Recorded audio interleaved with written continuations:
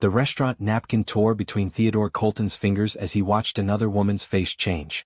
Jessica had been smiling just seconds ago, her perfectly white teeth gleaming under the soft lights of the upscale bistro. Then he'd said the words. "I'm between jobs right now. Actually, I've been unemployed for about 6 months." The smile didn't just fade. It collapsed like a demolished building. Her eyes, which had been bright with interest, went flat and distant. She glanced at her phone, then at the door, then back at him with a look that said she was already composing her exit speech. "Oh." Jessica picked up her purse from the back of her chair. "You know what? I just remembered I have an early meeting tomorrow. I should probably go." Theodore didn't try to stop her. He'd seen this performance 24 times before. He simply nodded, watching as she stood up so quickly her chair scraped against the floor. She was gone before the waiter could bring their appetizers. Sitting alone at the table for two, Theodore stared at the empty chair across from him. The waiter approached cautiously, clearly having witnessed the swift departure. "Will the lady be returning, sir?" "No," Theodore said quietly. "Just the check, please." He paid with cash this time, leaving a generous tip despite ordering nothing. As he walked out into the cool evening air, Theodore pulled out his phone and opened his notes app. Next to Jessica's name he typed, "Failed. Left within 5 minutes of unemployment mention. 25 women. 25 tests. 25 failures." Theodore Colton was worth $3 billion. He'd built his tech company from his garage to a global empire. He could buy anything he wanted, travel anywhere, meet anyone. But he couldn't find one person who would love him for something other than his money. The first few years after his divorce, he'd been honest about his wealth. Women flocked to him. They laughed at jokes that weren't funny. They agreed with opinions they clearly didn't share. They touched his arm and batted their eyelashes and talked about how money didn't matter to them, even as their eyes calculated his net worth. One woman had actually Googled him during their date, her face lighting up when she found his Forbes profile. Another had proposed marriage on the second date, already planning which charities they'd donate to as a couple. A third had brought her mother to meet him after one dinner. So 2 years ago, Theodore had started the test. He created a fake identity. Theodore Collins, freelance web designer, struggling to make ends meet. He dressed down. He drove a borrowed Honda. He split checks and sometimes let his card get declined on purpose. He wanted to see who would stay when the money was gone. The answer apparently was no one. Theodore walked the 12 blocks to where he'd parked his assistant's car. His real car, a custom Tesla, sat in his private garage. Tonight he'd driven a 7-year-old Honda Civic with a dent in the passenger door. His phone buzzed. A text from Richard, his assistant and closest friend. "How'd it go?" Theodore typed back, "Number 25. Same result." 3 dots appeared, then, "Maybe it's time to stop, Theo. This is eating you alive." Theodore didn't respond. He drove across town, away from the expensive restaurants and trendy bars where his dates usually ended. He found himself in the Riverside district, a working-class neighborhood where people clocked in and out and worried about making rent. A diner glowed on the corner. Riverside Diner, the neon sign read, with half the letters flickering. Theodore parked and went inside, suddenly wanting coffee and a place to think that wasn't his empty penthouse. The diner was nearly empty. An older couple sat in one booth, and a trucker hunched over pie at the counter. Behind the register, a young woman was refilling napkin dispensers, her movements mechanical with exhaustion. Theodore slid into a booth by the window and picked up the plastic menu, not really reading it. "I'll be right with you," the woman called out. Her voice was warm despite the tiredness in it. Theodore glanced up and for the first time that night, really saw another human being. She was beautiful in a natural way that had nothing to do with expensive makeup or designer clothes. Her dark skin glowed even under the harsh diner lights. Natural curls were pulled back into a practical ponytail, with a few pieces escaping to frame her face. She wore a simple red uniform dress with a white apron, and comfortable shoes that had clearly walked thousands of miles. But it was her eyes that caught him. When she approached his table with a pot of coffee, those eyes held kindness. Real kindness, the kind that couldn't be faked. "Coffee?" she asked, already turning over his cup. "Please." She poured, and he noticed her name tag, Hazel. "Long night?" Hazel asked, setting down a small container of creamer. Theodore looked up, surprised by the question. "Is it that obvious?" She smiled, and it transformed her tired face into something radiant. "I've worked here 4 years. I can spot someone who needs coffee and quiet from a mile away. Take your time with the menu. No rush." She moved to check on the older couple, and Theodore found himself watching her. She knew their order without asking, laughed at something the old man said, touched the woman's shoulder gently when she coughed. These weren't the practiced gestures of someone working for tips. This was genuine care. When Hazel returned to his table, Theodore ordered eggs and toast, though he wasn't hungry. "Coming right up," Hazel said, writing it down. "You want those eggs scrambled?" "However's easiest." She paused, pen hovering over her order pad. "I asked how you want them, not what's easiest for me." Theodore blinked. "Scrambled then." "Thank you." Another smile, smaller this time but somehow more personal. "Good choice." While she put his order in, Theodore noticed her glancing at the clock. It was nearly midnight. How long had she been working? He watched as she moved between tables, refilling coffee for the trucker without being asked, boxing up leftovers for the older couple with extra care. When his food came, it was hot and better than he expected. Hazel set down the plate with a weariness that spoke of hours on her feet. "Can I get you anything else?" "How long have you been working today?" The question came out before Theodore could stop it. Hazel glanced at the clock again. "Since 6 this morning. Double shift. Jenny called in sick so I covered. That's 18 hours. 17 and a half, but who's counting?" She tried to make it sound light, but Theodore heard the exhaustion underneath. "The tips are good on double shifts though." She walked away before he could respond, heading to the kitchen to check on another order. Theodore ate slowly, thinking about Jessica walking out of the restaurant because he'd mentioned being unemployed. He thought about all the women who'd left when they realized he wasn't going to buy them expensive gifts or take them on luxury vacations. And he thought about Hazel, who'd been on her feet for 17 and a half hours and still took the time to ask if he was okay. When Theodore asked for the check, Hazel brought it over with a small wrapped peppermint on top. "On the house," she said, gesturing to the candy. "You look like you needed something sweet tonight." Theodore pulled out his wallet and reached for his credit card. Then he stopped. The test. The stupid, endless test that had consumed 2 years of his life. Before he could reconsider, he handed over the card. Hazel took it to the register.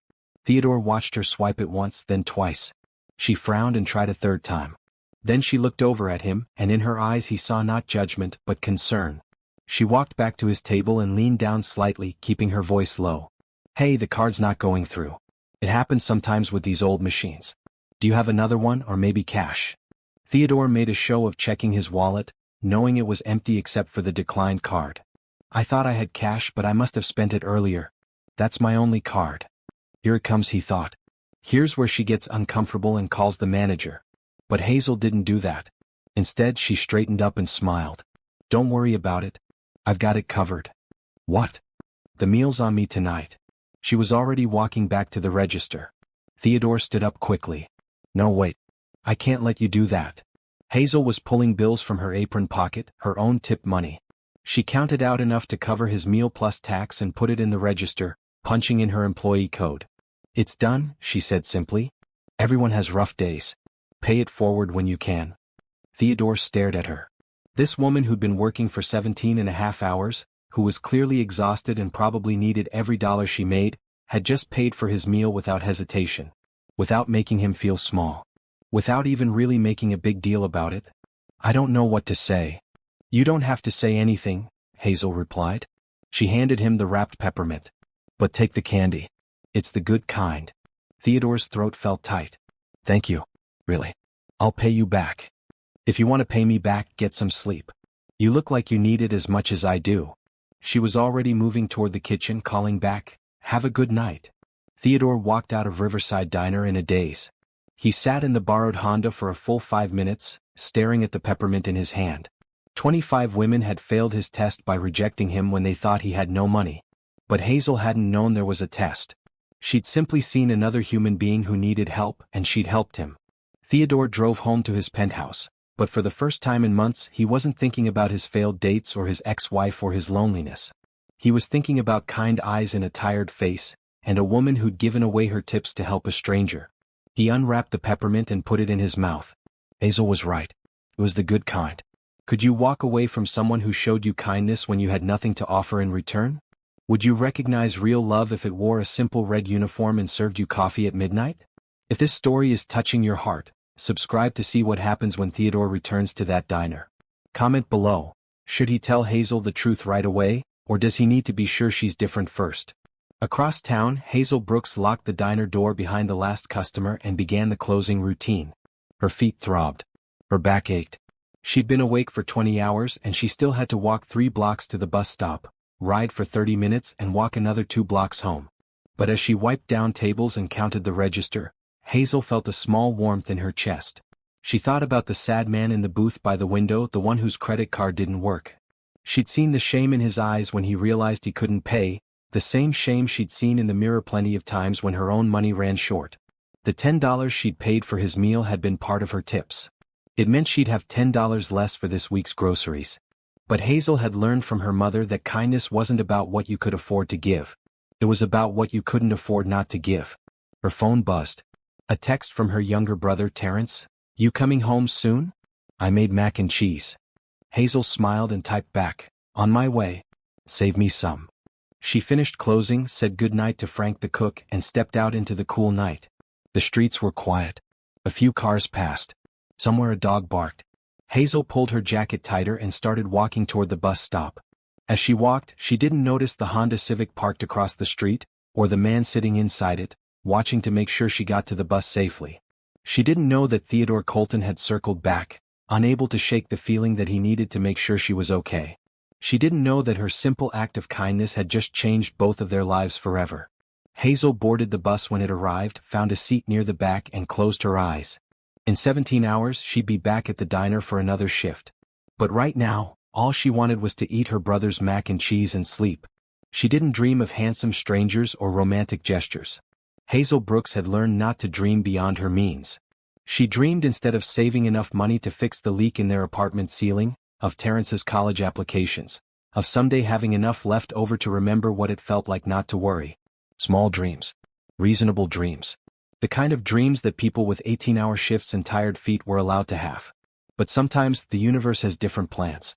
Sometimes, a declined credit card and a $10 kindness can set in motion a series of events that no one could have predicted. Sometimes the smallest gesture creates the biggest change. Theodore drove home slowly, the taste of peppermint still in his mouth. He thought about tests and truth and what it meant to really know someone. He thought about 25 failures and 1 unexpected success, though Hazel didn't know she'd succeeded at anything.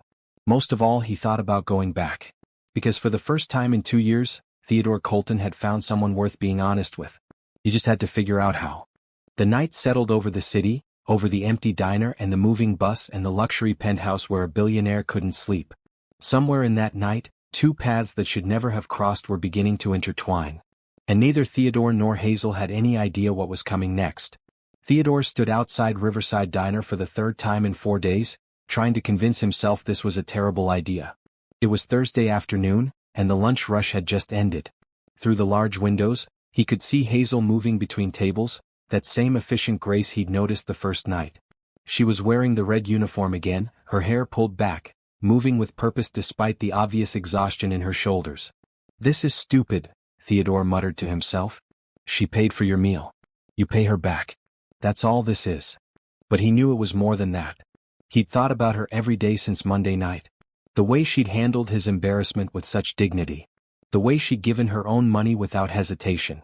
The way she'd looked at him like he was a person, not a transaction. Theodore pushed open the door. A bell chimed above his head. Hazel looked up from wiping down a booth and her face registered surprise, then something that looked like pleasure. "Hey," she said, straightening up. "Coffee and eggs guy. I didn't think I'd see you again. I came to pay you back." Theodore pulled out a $20 bill. "For the meal. And I wanted to apologize for putting you in that position." Hazel walked over, but she didn't reach for the money. "You don't need to apologize. And you really don't need to pay me back." "Yes, I do. Please." Theodore held out the 20. For a moment Hazel just looked at him. Then she took the bill with a small nod. "Okay. Thank you. That's kind of you. It's the least I can do." Theodore shifted on his feet, suddenly unsure what to do next. "You should leave. The debt was paid."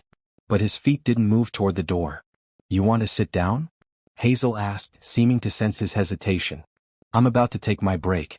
I could use the company." "I don't want to intrude." "You're not intruding. I'm offering." She gestured to the booth by the window, the same one he'd sat in Monday night. "I'll grab us some coffee." Before Theodore could argue, she was heading to the counter. He slid into the booth, his heart beating faster than it should for such a simple interaction. Hazel returned with 2 cups of coffee and a plate of fries. Frank made too many. Help me eat them before I consume the entire plate myself. She sat down across from him, and Theodore got his first real look at her in daylight. The fluorescent lights at night hadn't done her justice. In the afternoon sun streaming through the window, her skin seemed to glow.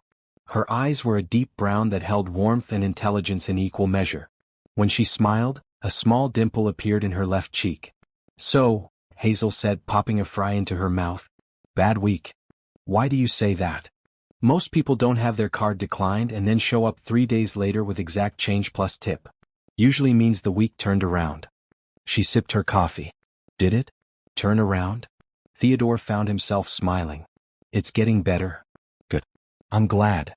Hazel seemed to mean it. "What do you do?" "For work, I mean. When you're not between jobs." Here was the moment. The test. Theodore had planned this part carefully. "I'm a web designer. Freelance. It's pretty inconsistent, which is why money gets tight sometimes." It wasn't completely a lie. Theodore had started his career building websites before moving into software development. He still knew how to code, how to design, how to create digital experiences. He just didn't need to do it for money anymore. "That sounds interesting," Hazel said. "Do you enjoy it?" "I do. There's something satisfying about taking someone's vision and making it real, you know?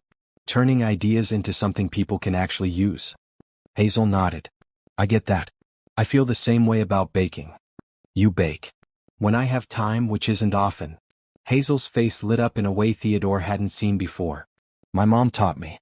She used to make these amazing cakes for every birthday, every holiday.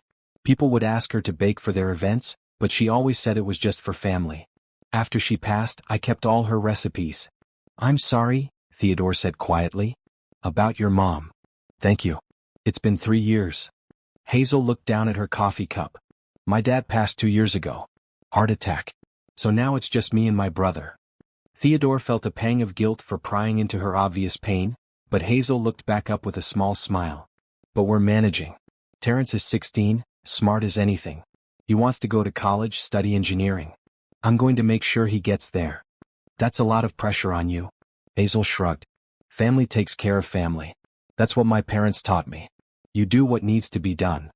They talked for another 20 minutes, the conversation flowing easily. Hazel told him about the diner's regular customers, the old couple who'd been coming every Wednesday for 30 years, the trucker who was driving cross-country to surprise his daughter. Theodore told her about a fictional website project for a small business, making up details that sounded plausible. He hated lying to her. Every word felt wrong in his mouth. But he was already in too deep, and he needed to know if what he felt was real, if her kindness was real. "I should get back to work," Hazel said finally, glancing at the clock. "But this was nice. Thanks for the company." "Thank you for the fries." Theodore stood up.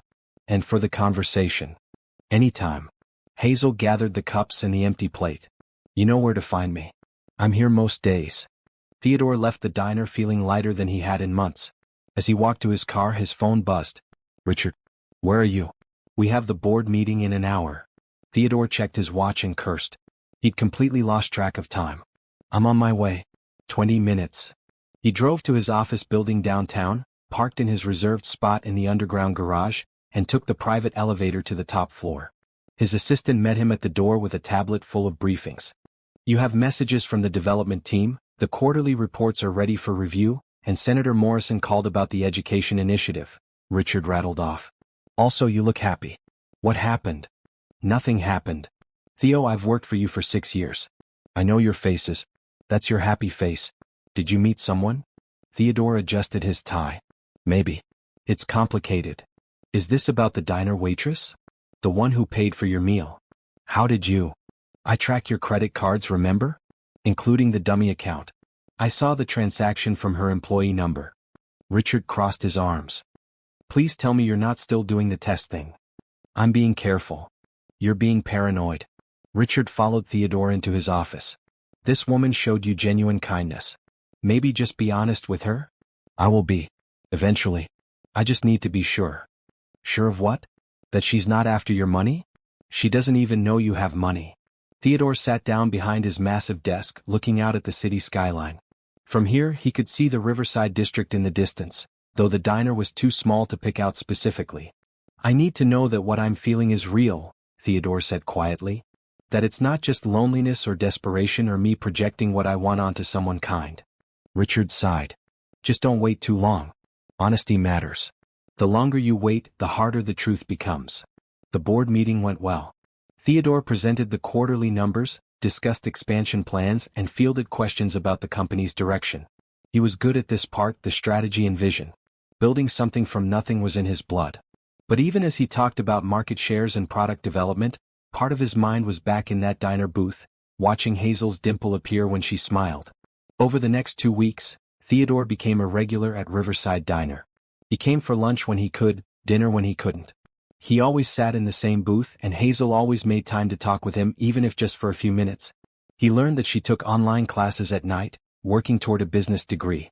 That her favorite color was yellow because it reminded her of her mother's kitchen.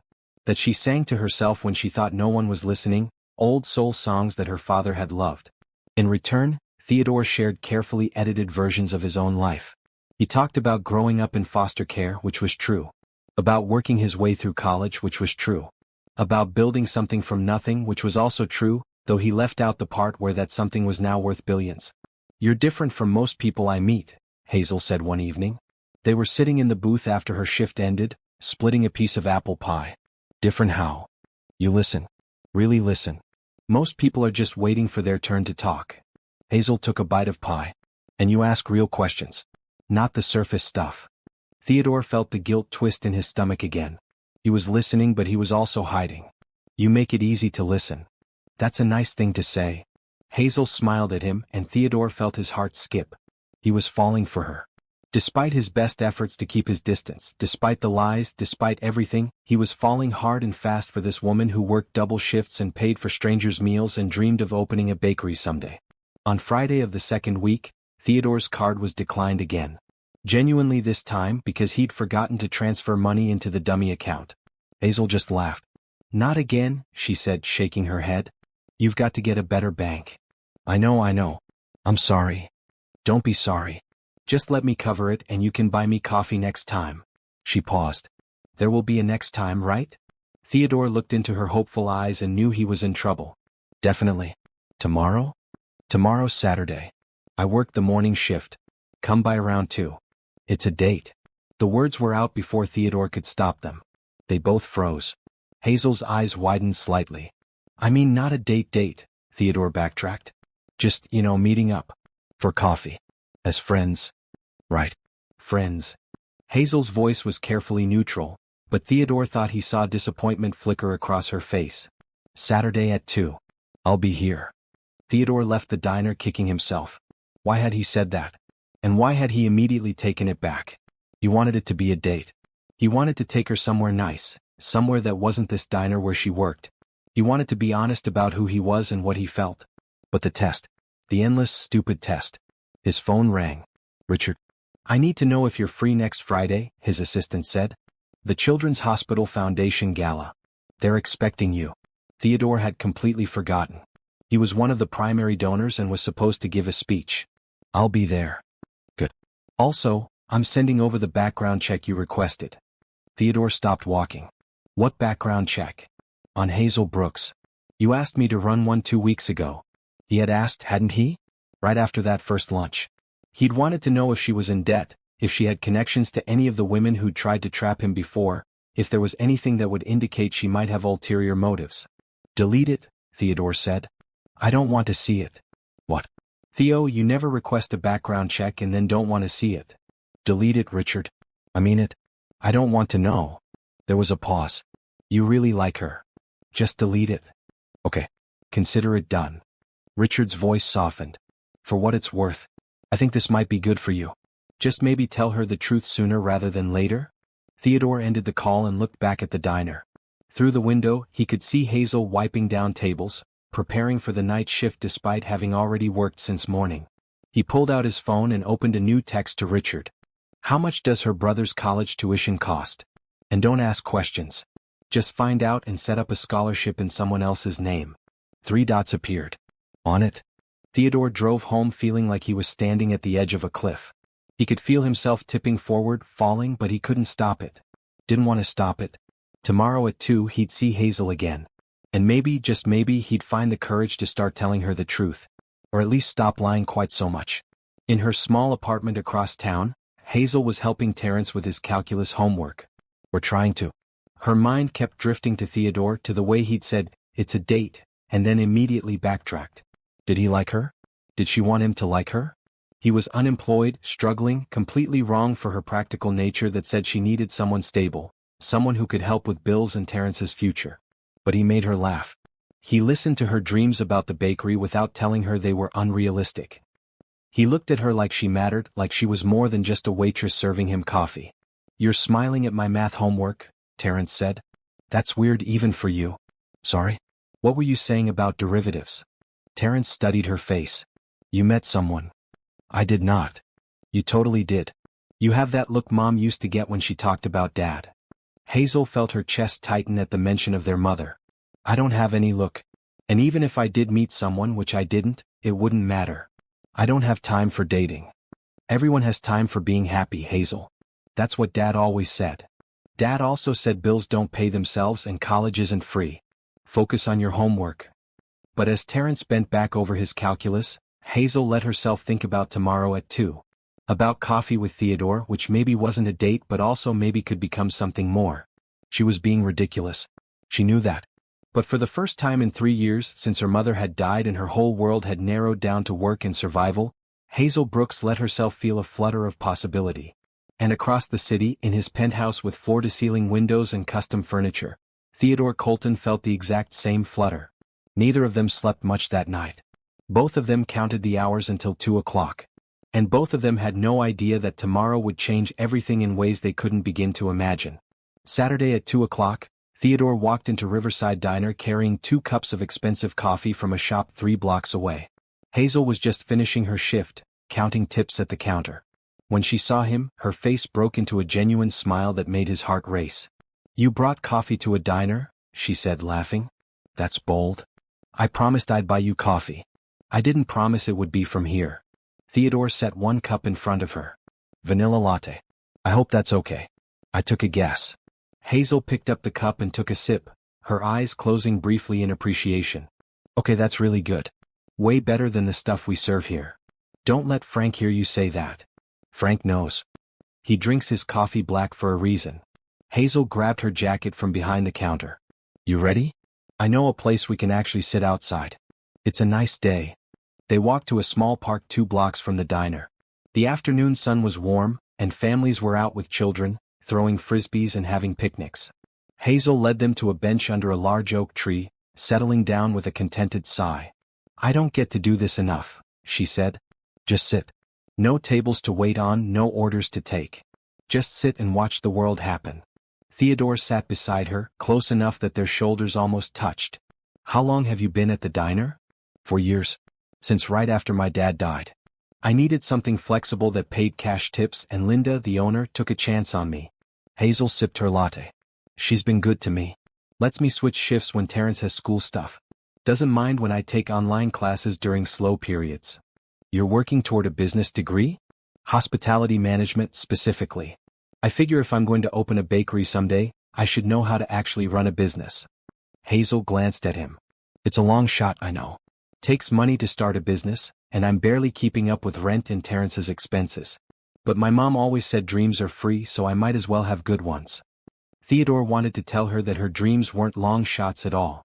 That he could write her a check right now that would cover everything she needed. Instead he said, "What would you call it?" "The bakery." Hazel's eyes lit up. "Brooks and Butter. My mom's name was Beverly Brooks, and she used to say butter makes everything better. It's silly but it's perfect." Theodore meant it.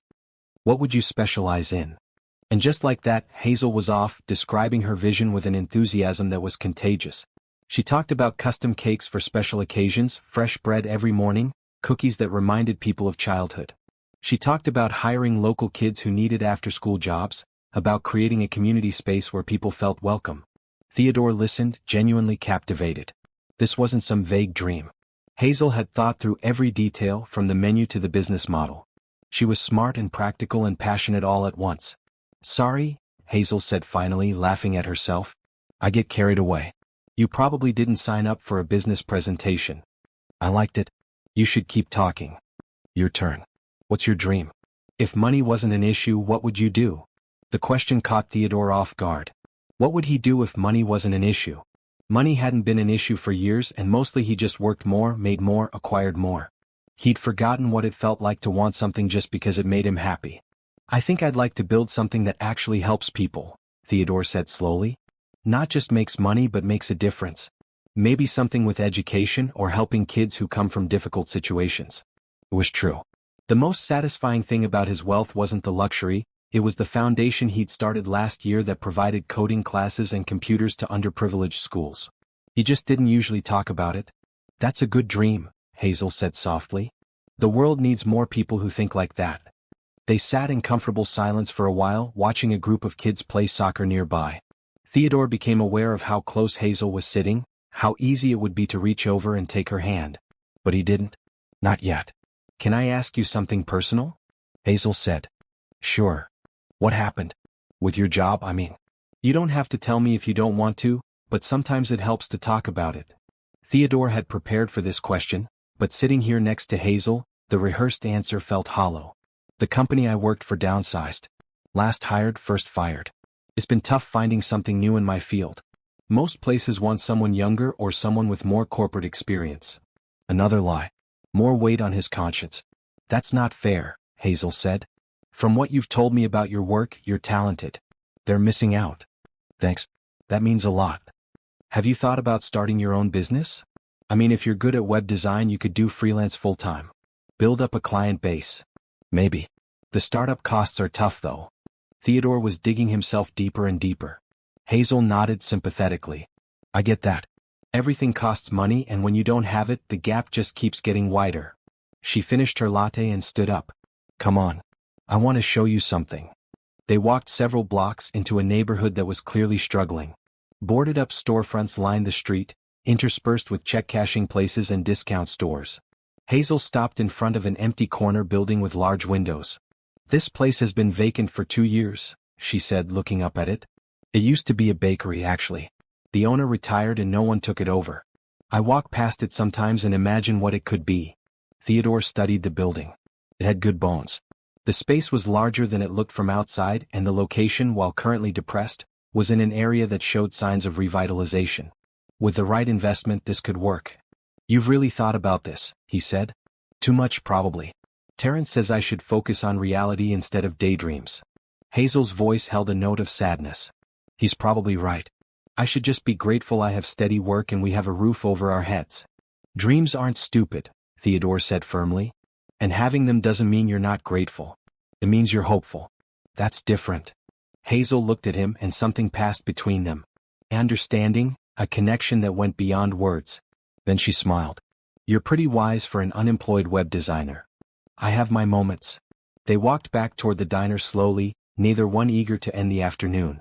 When they reached Hazel's bus stop, she turned to face him. This was really nice. Thank you for the fancy coffee and the company. Thank you for showing me your dream building. And for letting me listen to your plans.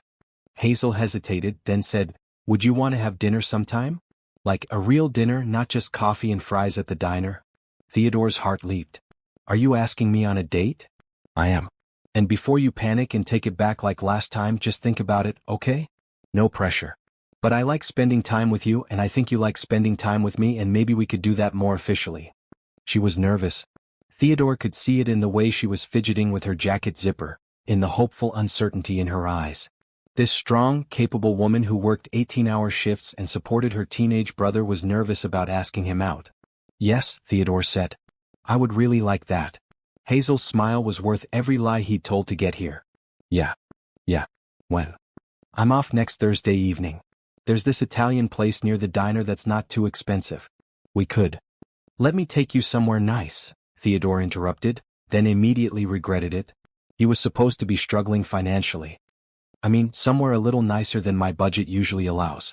I've been saving up for something special. Hazel looked like she wanted to argue, but instead she nodded. Okay. Thursday at 7? It's a date. A real date this time. The bus arrived and Hazel climbed on. Through the window, she waved at him, and Theodore waved back, feeling like a teenager instead of a 36-year-old billionaire. He pulled out his phone as the bus pulled away. "Richard, I need a reservation for 2 on Thursday at Rossini's. The Italian place downtown?" "Theo, that's the most expensive restaurant in the city. If you're trying to pretend you're broke, I'll figure it out. Just get me the reservation. And make sure it's somewhere private." Theodore spent the rest of the weekend in a state of distraction. He went to the office on Sunday to catch up on work he'd been neglecting, but he couldn't focus. He kept thinking about Hazel's smile, the way her whole face changed when she talked about her dreams, the courage it took for her to ask him out. Monday morning, Richard appeared in his office doorway looking concerned. "We need to talk about the Hazel situation." Theodore looked up from his computer. "What about it? You're taking her to Rossini's? That's a $500 a plate restaurant. How are you going to explain being able to afford that when you supposedly can't pay for eggs at a diner?" "I told her I'd been saving up. For a date at one of the most exclusive restaurants in the city? Theo, she's not stupid. She's going to have questions." Theodore ran his hands through his hair. I know it's getting complicated. It's past complicated. It's approaching disaster." Richard sat down across from him. "I like that she makes you happy. I really do. But this has to end. You need to tell her the truth." "I will. After the date. After I know for sure that this is real." "It is real. You're the one making it fake with all the lies." Theodore knew Richard was right, but he couldn't seem to stop himself. Every time he thought about coming clean, he remembered his ex-wife, the woman who'd married him for his money and left when she found someone richer. He remembered the 25 women who'd walked away when they thought he had nothing. "1 more week," Theodore said. "After the date I'll tell her. I promise." Richard didn't look convinced, but he nodded.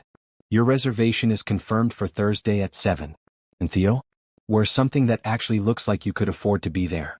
If you show up in those old jeans, the staff will call security." The week crawled by. Theodore threw himself into work, but even his board members noticed his distraction.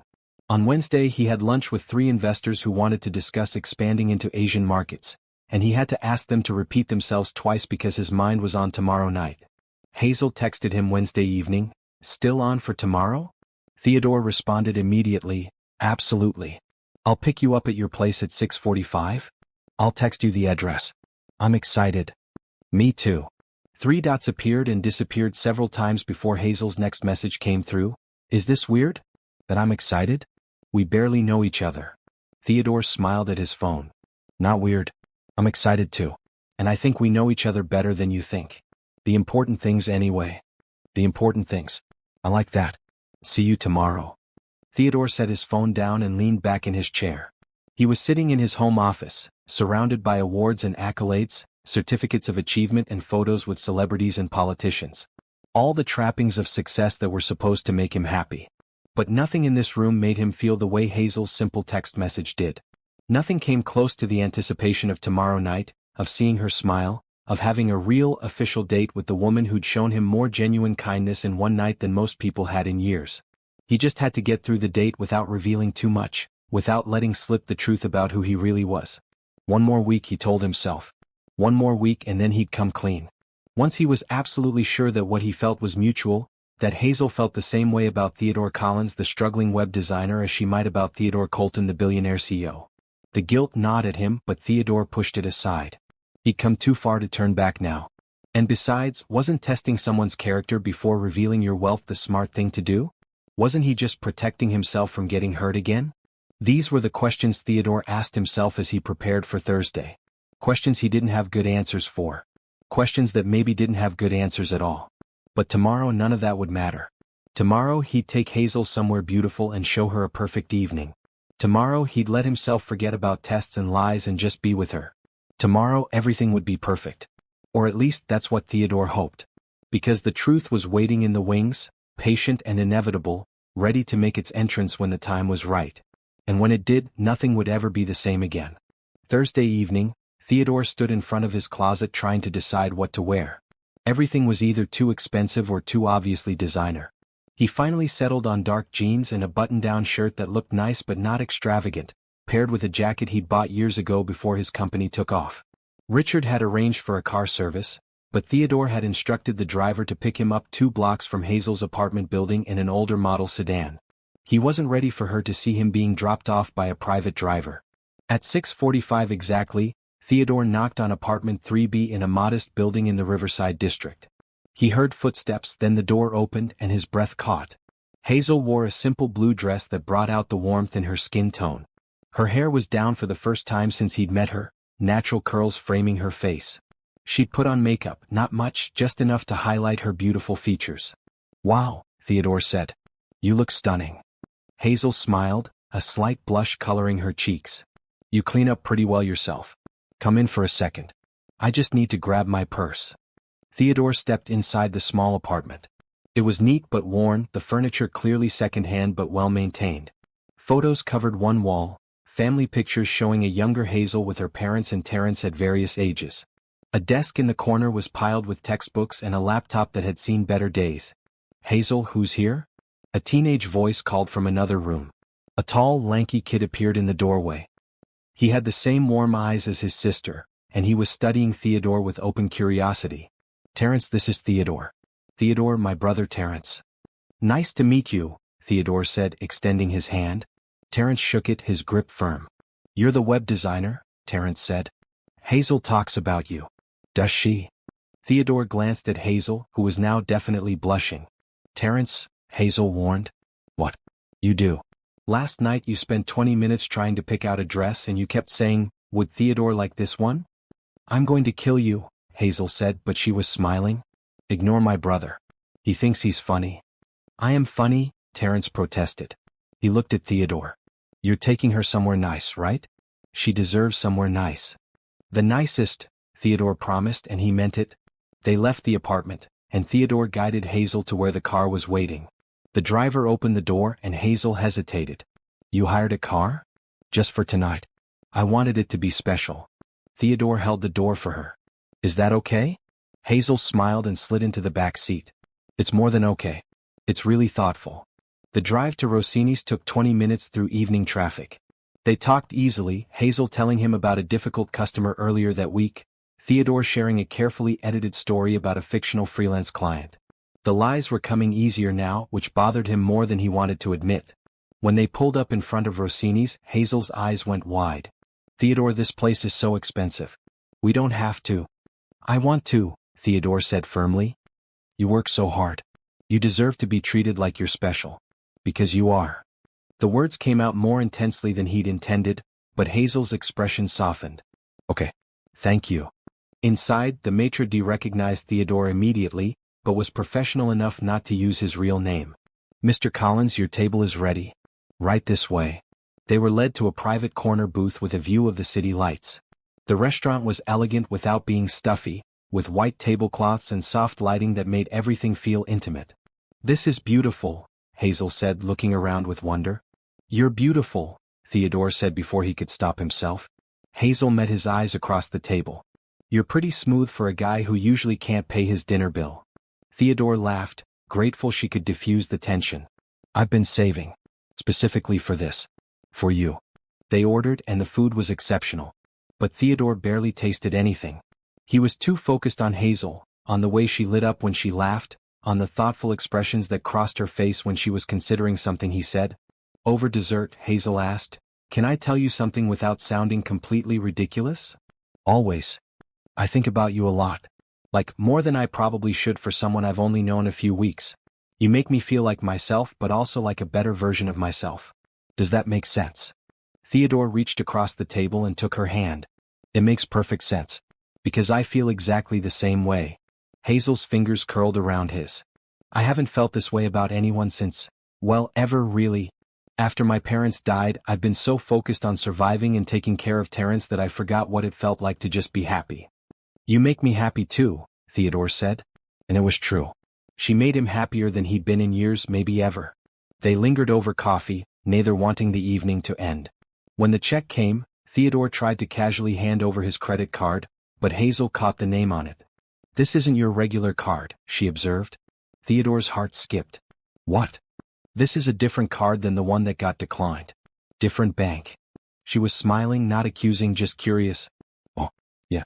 This is my emergency card. My savings account. Like I said, I've been saving up for something special." Hazel squeezed his hand. Well, this definitely qualifies. Thank you. This has been the most wonderful night. In the car on the way back to her apartment, Hazel leaned against Theodore's shoulder. He could smell her shampoo, something floral and light. Without thinking, he pressed a kiss to the top of her head. Was that okay? He asked quietly. Hazel tilted her face up. More than okay. They kissed then, slow and sweet, and Theodore felt like the world had narrowed down to just this moment, this woman, this feeling of absolute rightness. When they pulled up to her building, Theodore walked her to her door. They stood in the hallway, neither wanting to say goodnight. I really like you, Hazel said. Like really like you. I really like you too. Same time next week? How about sooner? Theodore suggested. Saturday? We could do something during the day. Whatever you want. I work Saturday morning until 2. I'll pick you up at 2:15. Hazel smiled. Okay. It's a date. She kissed him one more time, quick and promising, then disappeared into her apartment. Theodore stood in the hallway for a moment, feeling like a teenager who just kissed his crush for the first time. His phone buzzed as he was getting back into the car. Richard. How'd it go? Perfect. Absolutely perfect. And you're going to tell her the truth now? Theodore stared out the window at the passing city. Soon. I promise. Theo? I know. Just give me a little more time. But time, as Theodore would soon discover, was the one thing he didn't have. Because the universe has a way of forcing truth into the light, whether we're ready for it or not. Friday morning, Theodore was in his office reviewing contracts when his phone rang. The number was Riverside Diner. Hello? Theodore? Hazel's voice sounded shaky.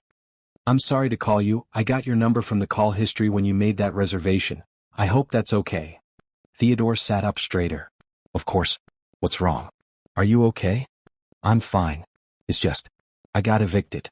Well, not evicted exactly, but the landlord sold the building and the new owner is raising rent by $400 a month.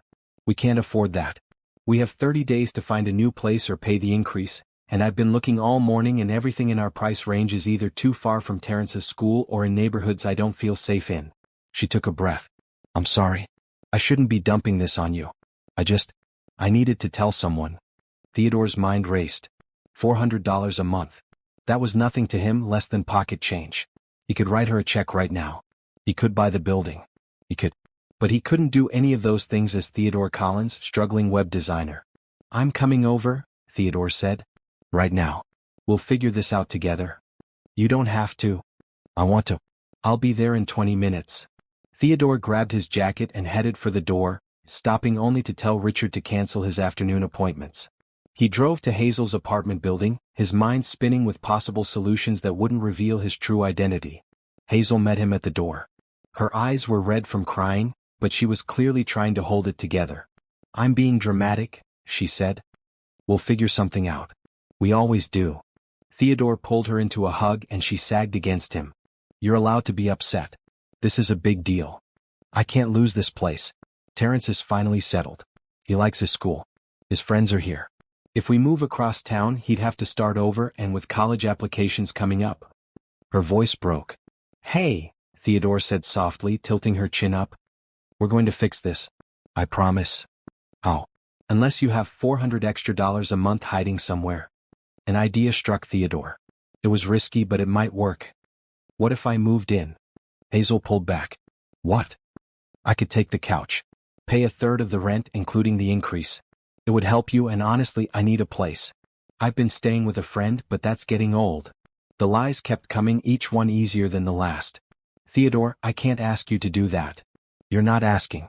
I'm offering. We'd all benefit.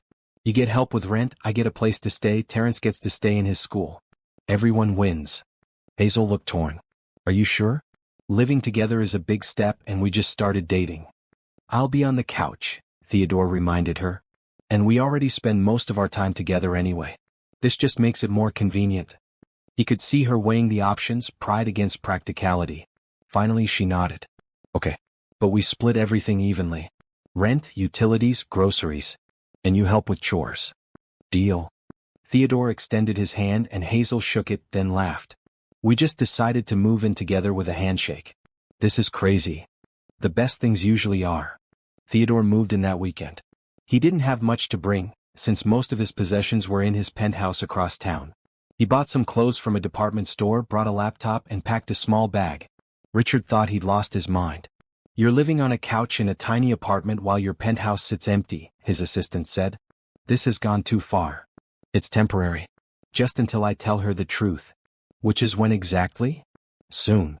But soon turned into a week, then two. Theodore found himself falling into a routine.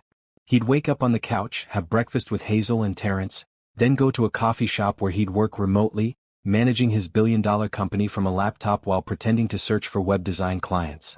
In the evenings, he'd come home to the small apartment that was starting to feel more like home than his penthouse ever had. He'd help Terrence with calculus homework, which he was actually qualified to do, having majored in mathematics before switching to computer science. He'd cook dinner with Hazel, their shoulders brushing in the tiny kitchen, stealing kisses when Terrence wasn't looking. At night, lying on the lumpy couch, Theodore would hear Hazel getting ready for bed in the next room and wish he could tell her everything. But the fear held him back. What if she was angry about the deception? What if she thought he'd been playing with her feelings? What if she decided she couldn't trust him? So he stayed silent, and the lies piled up like stones, building a wall between who he was and who she thought he was. Meanwhile, Theodore was secretly working on Hazel's dream. He'd contacted the owner of the empty bakery building and negotiated a purchase price. He'd arranged for a shell company to appear interested in supporting small businesses in the neighborhood. He'd created a fictional grant program that would provide startup funding for aspiring entrepreneurs. All Hazel had to do was apply. And if she got it, which she would because Theodore would make sure she did, she'd have everything she needed to open Brooks and Butter. He just had to make it seem legitimate enough that she wouldn't question it. Richard helped him set up the paperwork, creating a convincing paper trail that would stand up to scrutiny. "You know this is getting elaborate," Richard said. "At some point it stops being a test and starts being manipulation. I'm helping her achieve her dream." "How is that manipulation?" "Because she doesn't know it's you helping. She thinks it's some anonymous benefactor. When she finds out the truth, she'll understand," Theodore said, but he wasn't sure he believed it himself.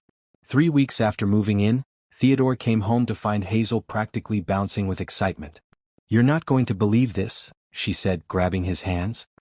"There's this grant program for small business owners in the Riverside district. They're offering $50,000 in startup funding plus help with permits and business planning. I applied on a whim and they want to interview me next week." Theodore forced himself to look surprised. "Hazel, that's amazing." "I know. I can't believe it. This could be it, Theodore. This could actually be my bakery." She threw her arms around his neck.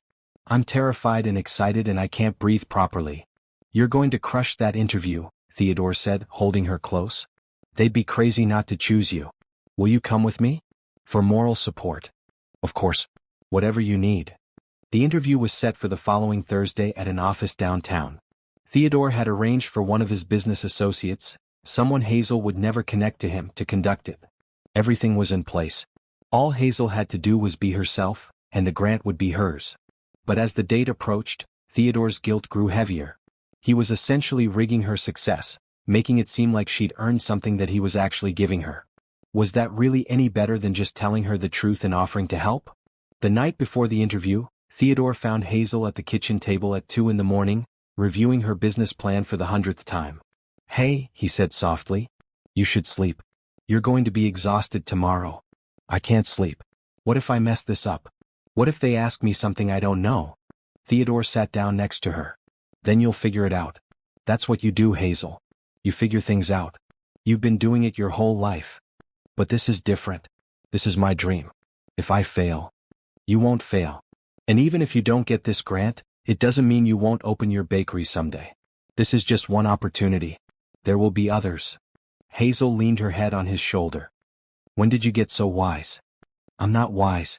I just believe in you." They sat there in the quiet kitchen, and Theodore wished he could freeze this moment.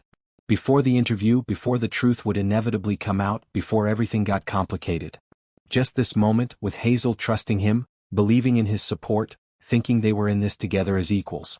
Because soon, very soon, she'd learn that they weren't equals at all. That he'd been lying to her from the beginning.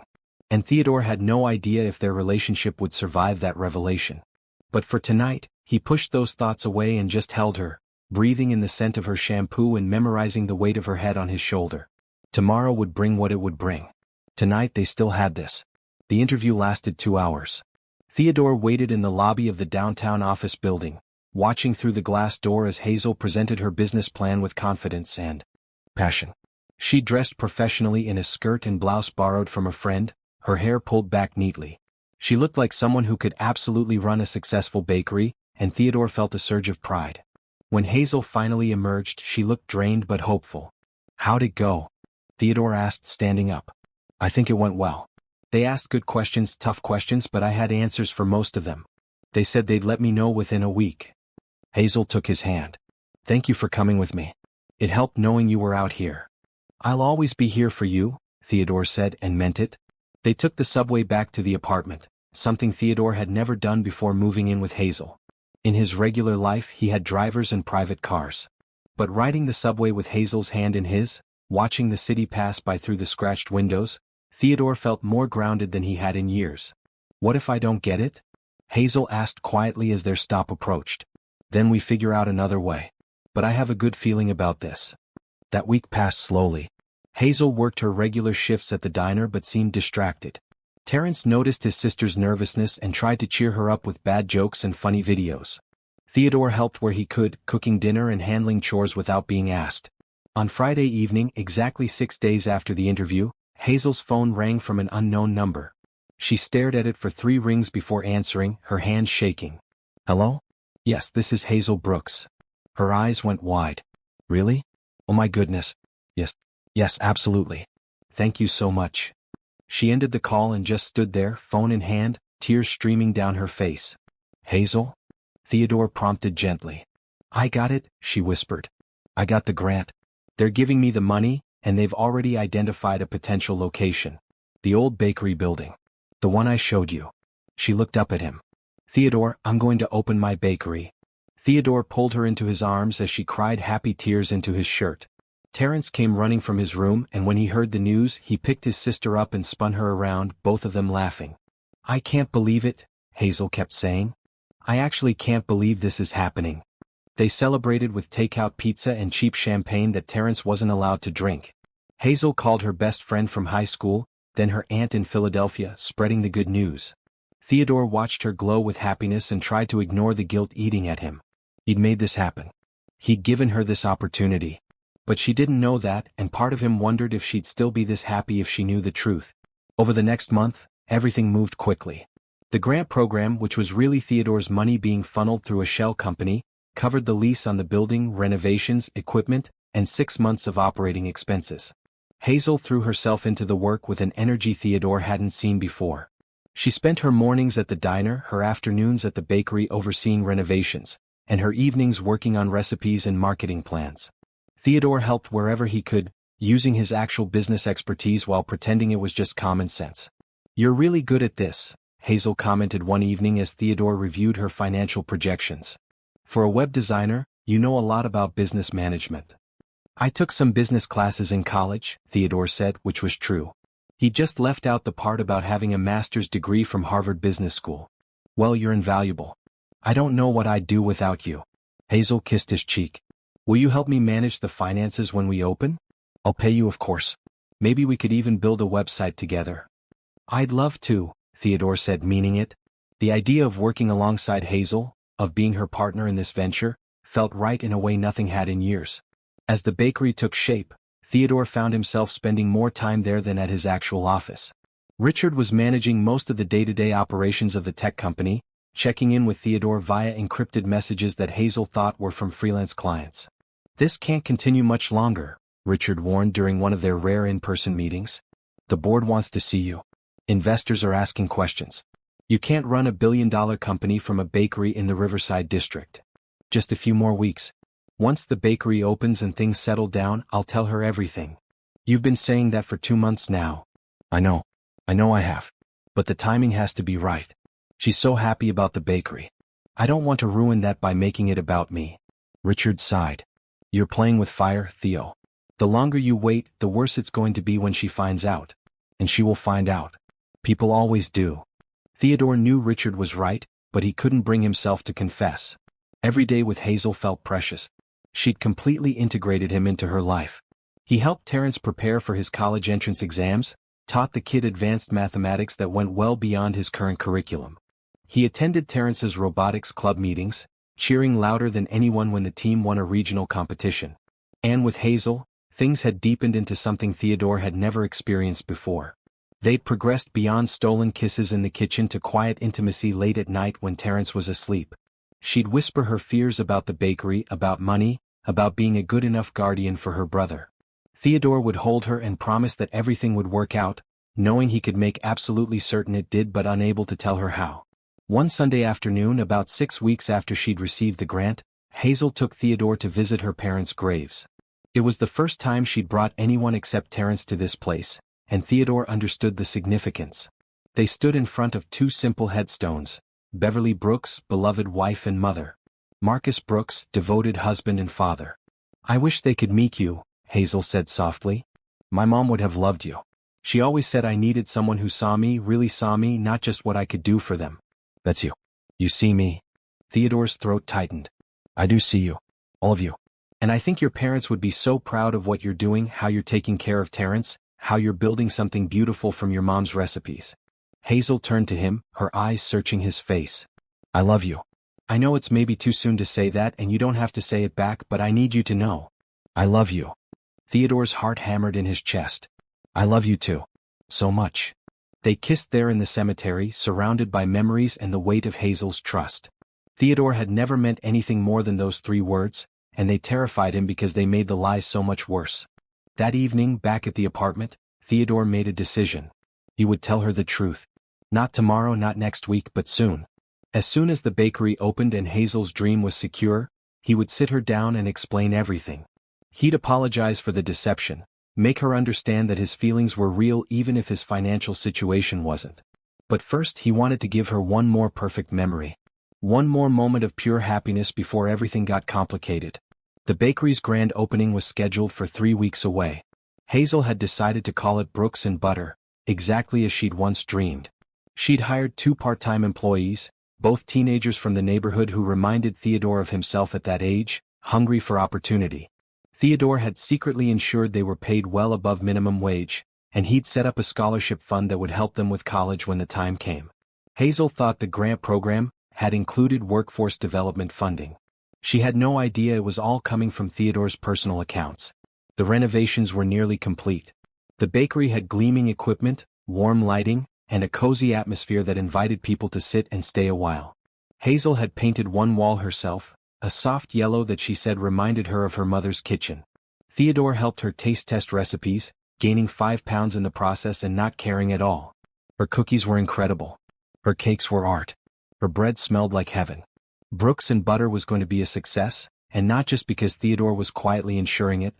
Hazel had real talent. 2 weeks before the opening, Theodore came home to find Terrence sitting at the kitchen table looking worried. "What's wrong?" Theodore asked. "There's this camp for advanced robotics students. It's at MIT for 4 weeks this summer. My teacher submitted my application without telling me and I got in."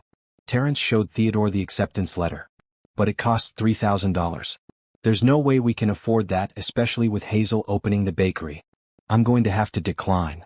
Theodore's first instinct was to write a check immediately. But he couldn't do that as unemployed Theodore Collins. "Have you told Hazel yet?" "No. I don't want to stress her out more. She's already working so hard." "Tell her anyway. She'd want to know. And maybe there's a way to make it work." That night, after Terrence had gone to bed, Theodore called Richard. "I need you to set up another scholarship. MIT robotics camp. It needs to look legitimate, like he earned it based on merit.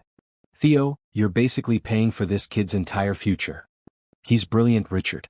He deserves these opportunities. His sister is working herself to death to give him chances. I'm just helping. By lying to both of them. I'm going to tell them the truth. After the bakery opens. I promise." Richard was quiet for a moment. "I hope you know what you're doing." "I don't," Theodore admitted. "But I can't stop now." The scholarship notification arrived 3 days later. Terrence had supposedly been selected for a merit-based full ride to the MIT camp, including travel and accommodations. When he showed Hazel the letter, she cried with joy and pride. "My baby brother going to MIT," she kept saying, hugging Terrence tight. "Mom and Dad would be so proud." She looked at Theodore over Terrence's shoulder, and Theodore saw such trust and love in her eyes that he nearly confessed everything right then. But Terrence was there, and the moment passed, and Theodore told himself he'd wait just a little longer. The week before the bakery opening, Hazel barely slept. She was at Brooks and Butter from sunrise to midnight, perfecting every detail. Theodore stayed by her side, offering support and encouragement, secretly handling logistics that Hazel didn't have time for. He'd arranged for a food critic from the city's main newspaper to be in the neighborhood on opening day. He'd ensured the local news would cover the story of a young woman achieving her dream despite hardship. He'd contacted every business owner in the Riverside district, encouraging them to stop by and support their new neighbor. All of this, Hazel thought, was either coincidence or her own hard work paying off. She had no idea that Theodore Colton, Billionaire CEO, was orchestrating her success from the shadows. The night before the opening, they lay together on the couch in the dark apartment. Hazel was exhausted but too wired to sleep. "I'm terrified," she whispered. "What if no one comes? What if my baking isn't as good as I think it is? What if this whole thing fails and I've wasted the grant money?" "It's not going to fail," Theodore said with absolute certainty. "You're talented, hardworking, and you're offering something this neighborhood needs. People are going to love Brooks and Butter because they're going to love you. How do you always know the right thing to say?" "Because I know you. And I believe in you." Hazel kissed him slow and deep. "Thank you. For everything. For moving in when we needed help. For supporting this crazy dream. For loving me even though I come with a lot of baggage and complications." "You're not baggage," Theodore said firmly. "You're the best thing that's ever happened to me." It was the truest thing he'd said in months. They fell asleep there on the couch, wrapped around each other, and Theodore dreamed of a future where he could be honest, where he could be fully himself with Hazel, where they could build something real together without the foundation of lies. Tomorrow the bakery would open. And the day after that, or maybe the day after that, Theodore would find the courage to tell her the truth. He had to. Because the lies were becoming unbearable, and the longer he waited, the harder it would be. He just hoped that when the truth came out, the love they'd built would be strong enough to survive it. Because losing Hazel now would destroy him in ways that no failed business or lost fortune ever could. She'd become his home. And he was terrified that when she learned who he really was, she'd ask him to leave. Opening day of Brooks and Butter arrived with perfect spring weather. The sun shone brightly, warming the streets of the Riverside district. Theodore woke early on the lumpy couch to find Hazel already up, pacing the small living room in her pajamas. "What time is it?" he asked, rubbing his eyes. 5:30. "I couldn't sleep." Hazel's hands twisted together anxiously. "What if I'm making a huge mistake? What if?" Theodore stood and pulled her into his arms. "You're going to be amazing. Today is going to be perfect." "How can you be so sure?" "Because I've watched you work harder than anyone I've ever known. Because your baking is incredible. Because you care about what you're doing." He tilted her chin up to look at him. "Trust yourself the way I trust you." Hazel took a deep breath. Okay. I can do this." They arrived at Brooks and Butter at 7 in the morning. The two teenage employees, Jessica and Ramon, were already there, nervous but excited. The bakery gleamed with fresh paint and polished surfaces. Display cases waited to be filled with the pastries and bread Hazel had been preparing for days. Theodore helped arrange chairs and tables while Hazel worked in the kitchen with her staff. The smell of fresh bread and cinnamon rolls filled the air, and Theodore watched through the pass-through window as Hazel moved with confidence and purpose. This was where she belonged, in her element, creating something beautiful. At 9 o'clock they opened the doors. For the first 10 minutes no one came. Hazel stood behind the counter, her smile becoming more forced with each passing minute. "It's still early," Theodore said. "People are just waking up." Then at 9:15 the bell above the door chimed. An elderly woman entered, looking around with interest. "I heard there was a new bakery," she said. "What do you recommend?" Hazel's face lit up. "Everything is fresh from the oven this morning. The cinnamon rolls are a family recipe from my mother. They're my personal favorite." The woman ordered 2 cinnamon rolls and coffee. She took a bite and her eyes widened. "Oh my, this is exceptional." Within an hour word had spread. People started trickling in, then arriving in small groups. By noon there was a line out the door. The food critic that Theodore had arranged to accidentally discover Brooks and Butter spent 45 minutes sampling different items, making notes and chatting with Hazel about her background. Theodore worked the register while Hazel and her staff kept up with the orders. He watched her confidence grow with each compliment, each satisfied customer, each exclamation over how delicious everything was. Terrence showed up after school with 5 of his friends, all of them ordering multiple items and taking pictures for social media. The local news crew arrived at 2, just as Theodore had arranged, interviewing Hazel about achieving her dream. "I couldn't have done this without my support system," Hazel said to the camera, her eyes finding Theodore's. "Especially my partner, Theodore, who believed in me even when I didn't believe in myself." Theodore felt his throat tighten. Partner. She'd called him her partner, and he realized that's exactly what he wanted to be. Not her secret benefactor, not someone helping from the shadows, but her real partner in every way. By the time they closed at 7 that evening, they'd sold out of almost everything. The cash register was full, the reviews on social media were glowing, and Hazel looked exhausted but radiant. "We did it," she said, collapsing into one of the chairs after the staff left. "We actually did it." Theodore sat across from her. "You did it? This was all you?" "No. It was us. You helped with so much, Theodore. The business plan, the finances, the website, all of it. This is our success." Guilt twisted in Theodore's stomach, but he pushed it aside. Tonight was about celebrating Hazel's achievement. Tomorrow or the next day he'd find the right moment to tell her everything. They walked home through the warm evening, Hazel's hand in his, both of them too tired to talk much. But when they reached their building, Hazel stopped. "I don't want to go inside yet," she said. "Let's walk to the river." The riverside park was quiet at this hour, just a few joggers and people walking dogs. Hazel led them to a bench overlooking the water, the same bench where they'd had coffee that first Saturday afternoon months ago. "Do you remember the first time we sat here?" Hazel asked. "You bought me that expensive coffee and I told you about my bakery dream. It felt so impossible then. Like something I'd never actually achieve." "I knew you'd achieve it," Theodore said. "Even then I could see how determined you were." Hazel turned to face him fully. "I need to tell you something and I need you to just listen, okay? Don't interrupt, because if you do I might lose my nerve." Theodore's heart began to race. "Okay. I've been thinking a lot about us, about where this is going. When you first showed up at the diner that night with your declined credit card, I never imagined." She paused, gathering her thoughts. "I've dated before. Not much because I've been so busy with work and Terrence, but enough to know what it feels like when something is just okay. This isn't just okay. This is everything." Theodore reached for her hand, but Hazel shook her head. "Let me finish. When I told you I loved you at my parents' graves, I meant it. But I don't think you really understood how much I meant it. I'm not good at flowery speeches or romantic gestures. I'm practical and tired and usually covered in flour. But you make me feel seen in a way no one ever has. You make me feel like I'm enough, exactly as I am." "Hazel. I know we've only been together a few months. I know we're living on a couch in a tiny apartment and neither of us has much money and life is complicated. But I don't care about any of that.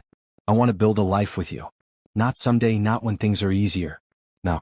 Messy and imperfect and real." She took both his hands. "I guess what I'm trying to say is that I'm all in. Completely, terrifyingly all in. And I need to know if you feel the same way." Theodore felt tears prick his eyes. This brave, beautiful woman was laying her heart completely bare, offering him everything without reservation. And here he was, still hiding behind lies and half-truths. "I feel the same way," Theodore said, his voice rough with emotion. "More than the same way. Hazel, you've changed everything for me.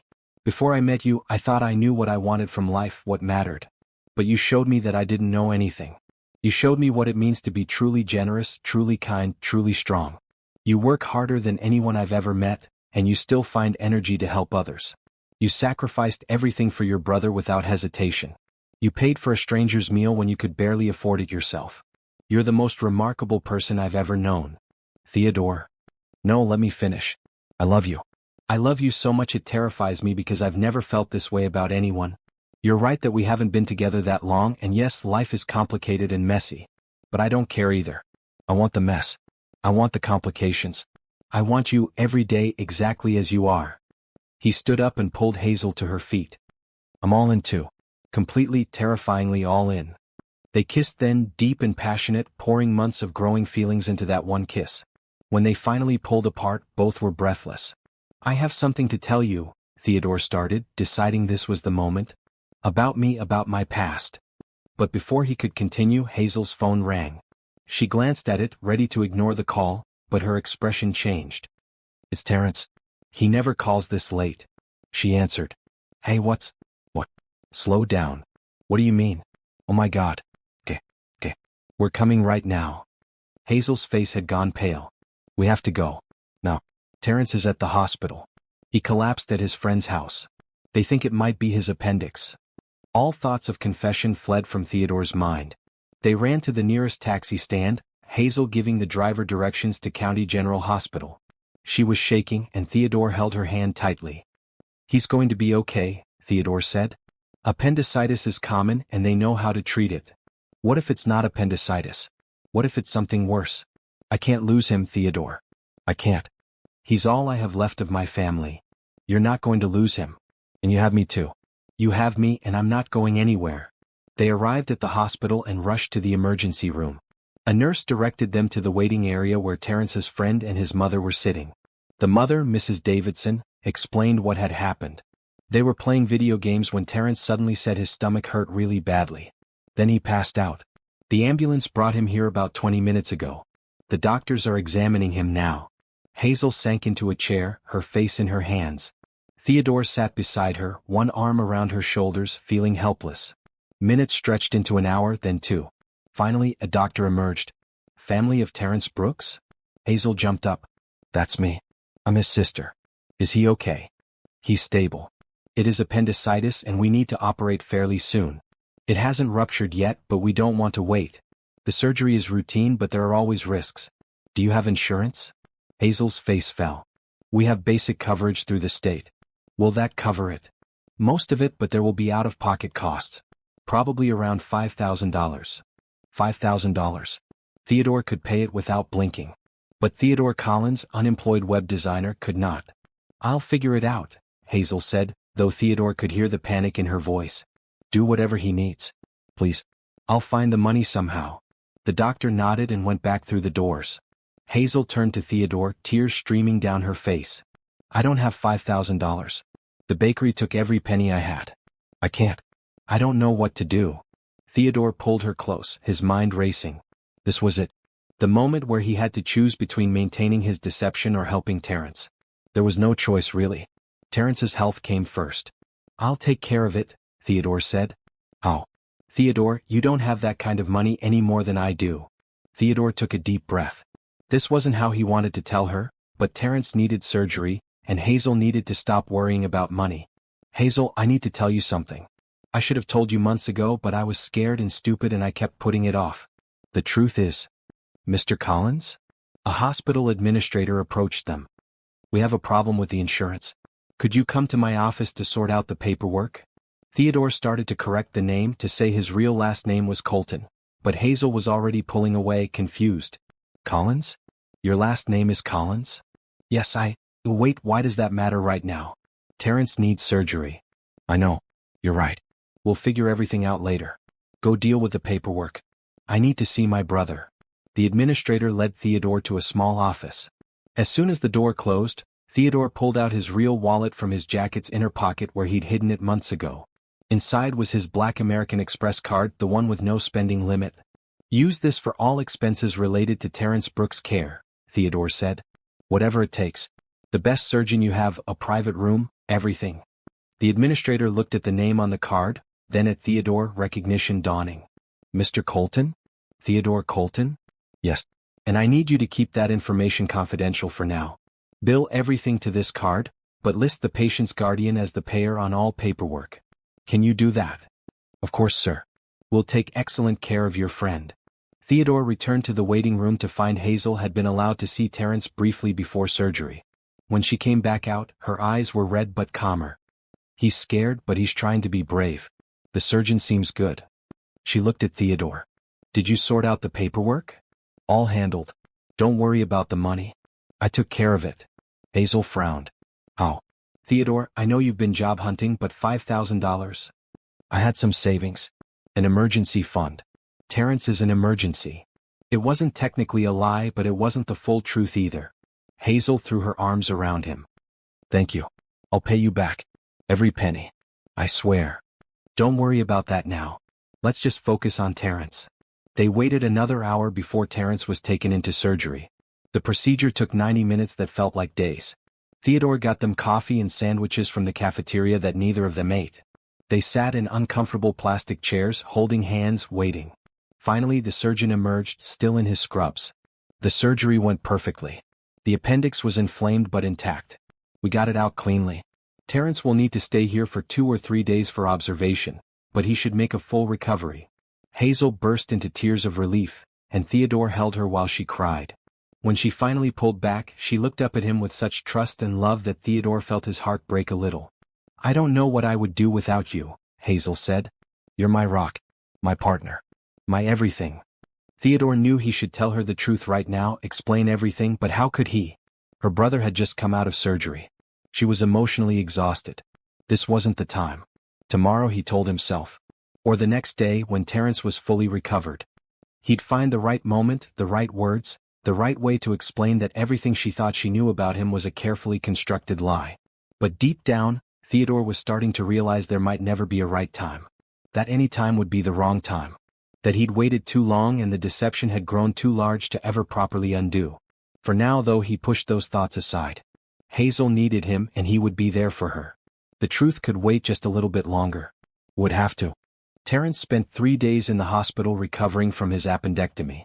Theodore visited every day after work, bringing the teenager books, downloading new games on his tablet, helping him keep up with schoolwork so he wouldn't fall behind. "You don't have to do all this," Terrence said on the second day, but he looked grateful. "I want to," Theodore said simply. "Besides, someone needs to make sure you actually read these chapters for English class."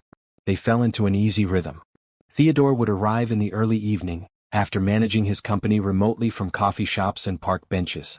He'd spend an hour with Terrence, then sit with Hazel until visiting hours ended. Hazel was splitting her time between the hospital, the bakery, and trying to catch a few hours of sleep at home. On the third day, as the doctors were preparing to discharge Terrence, a woman in an expensive suit entered the hospital room. She introduced herself as Patricia Morrison from Morrison Ventures. "I apologize for the intrusion during your recovery," Patricia said to Terrence, then turned to Hazel. "Ms. Brooks, I'm here on behalf of a small business investment group. We're looking for promising local entrepreneurs to support, and your bakery came to our attention. Would you be interested in discussing an investment opportunity?" Hazel blinked in surprise. Yes? What kind of investment? Perhaps we could talk in private? When you have time, of course." They scheduled a meeting for the following week at Brooks and Butter. After Patricia left, Hazel looked at Theodore with wide eyes. "Did that just happen? A real investor wants to talk to me?" Theodore smiled, though guilt churned in his stomach. Patricia Morrison was another piece of his elaborate deception, a colleague he'd asked to pose as an investor. The investment would be more of his money, disguised as legitimate business interest. "Your bakery is doing great," Theodore said. "Word is spreading. It makes sense that investors would notice." When Terrence was finally released, Theodore helped get him settled at home. The teenager was under strict orders to rest for 2 weeks, which meant missing school and the first session of his robotics club's competition preparation.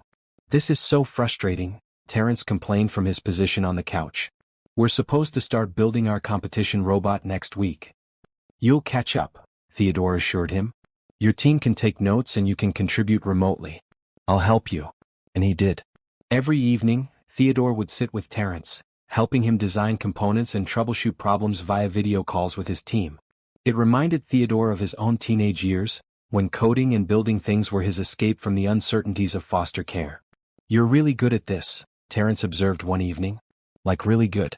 Are you sure you were just a web designer?" Theodore felt the trap before he fell into it. "I dabbled in a lot of things in college. Robotics was one of them." "You should have been an engineer. You're better at this than my teacher." "I'm happy where I ended up," Theodore said, which was true. Despite the lies, despite the complications, being part of this family felt right in a way nothing else ever had. The meeting with Patricia Morrison took place on a Tuesday afternoon. Brooks and Butter was closed for its regular day off, giving them privacy. Hazel had dressed professionally, her business plan printed and organized in a folder. Theodore sat beside her, there for moral support. Patricia laid out an impressive-sounding proposal. Morrison Ventures wanted to invest $50,000 in exchange for a 20% stake in the business. They'd provide mentorship, help with expansion planning, and connect Hazel with suppliers and distributors. "This would allow you to scale much faster than you could on your own," Patricia explained. "We see real potential here. Brooks and Butter could be the first of several locations. Maybe even franchise opportunities down the line." Hazel's eyes shone with excitement, but Theodore could see her practical side engaging as well. What would I have to give up? Besides the 20% stake. Nothing in terms of control. You'd maintain full operational authority. We'd simply be partners, offering guidance when you want it and resources when you need them. After Patricia left, Hazel turned to Theodore. What do you think? Is this too good to be true? Theodore wanted to tell her yes, it was literally too good to be true because he'd orchestrated the entire thing. Instead, he reviewed the paperwork carefully, making a show of analyzing the terms. It seems legitimate, he said.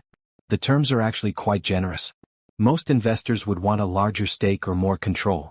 But Hazel, you don't have to decide right now. Take some time to think about it. Are you kidding? This is incredible. With $50,000 I could expand the kitchen, hire more staff, maybe even start doing wholesale. This could change everything. She grabbed his hands. We could do this together. I want you to be part of it, officially. Not just as my boyfriend who helps out, but as a real partner. We could build something amazing. Theodore's heart swelled and broke at the same time. I'd love that. But Hazel, there's something I need to tell you first. About my past, about who I really am. Hazel's phone rang.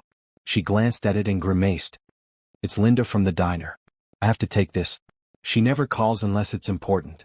She answered, listened, and her face fell. Oh no. Okay. Yes, I'll be there in 20 minutes. She ended the call and grabbed her jacket. Linda's mother had a stroke. She has to fly to Cleveland tonight. She's asking if I can cover her shifts for the next week, maybe 2. I can't say no, Theodore. She's been so good to me. Of course you can't.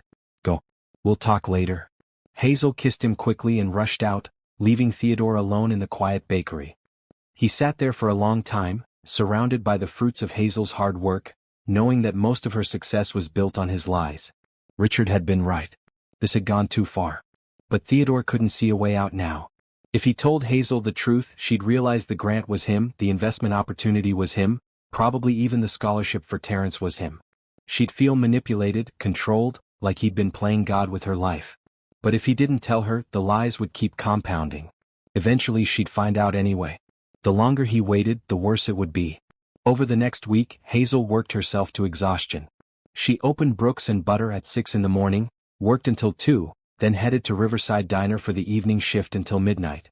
Theodore tried to help by managing the bakery's late afternoon operations, serving the after-school crowd and handling cleanup. Terrence was finally back at school but still taking it easy. Theodore made sure the kid ate properly, helped with homework, and drove him to physical therapy appointments. They'd become close, and Theodore found himself thinking of Terrence as the little brother he'd never had. One evening, while waiting for Hazel to come home from her double shift, Terrence looked up from his calculus homework. Can I ask you something personal? Sure, Theodore said, though he felt immediately wary. What are your intentions with my sister?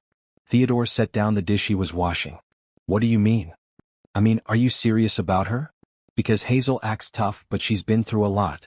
Our parents dying, having to raise me, working constantly just to keep us afloat. She doesn't let people in easily. But she let you in. So I need to know if you're going to stick around or if you're going to break her heart. The directness of the question caught Theodore off guard. This was a 16-year-old kid, but he was speaking with the protectiveness of someone much older. I love your sister, Theodore said honestly. I plan to stick around as long as she'll have me. Even though she's always working? Even though we don't have money?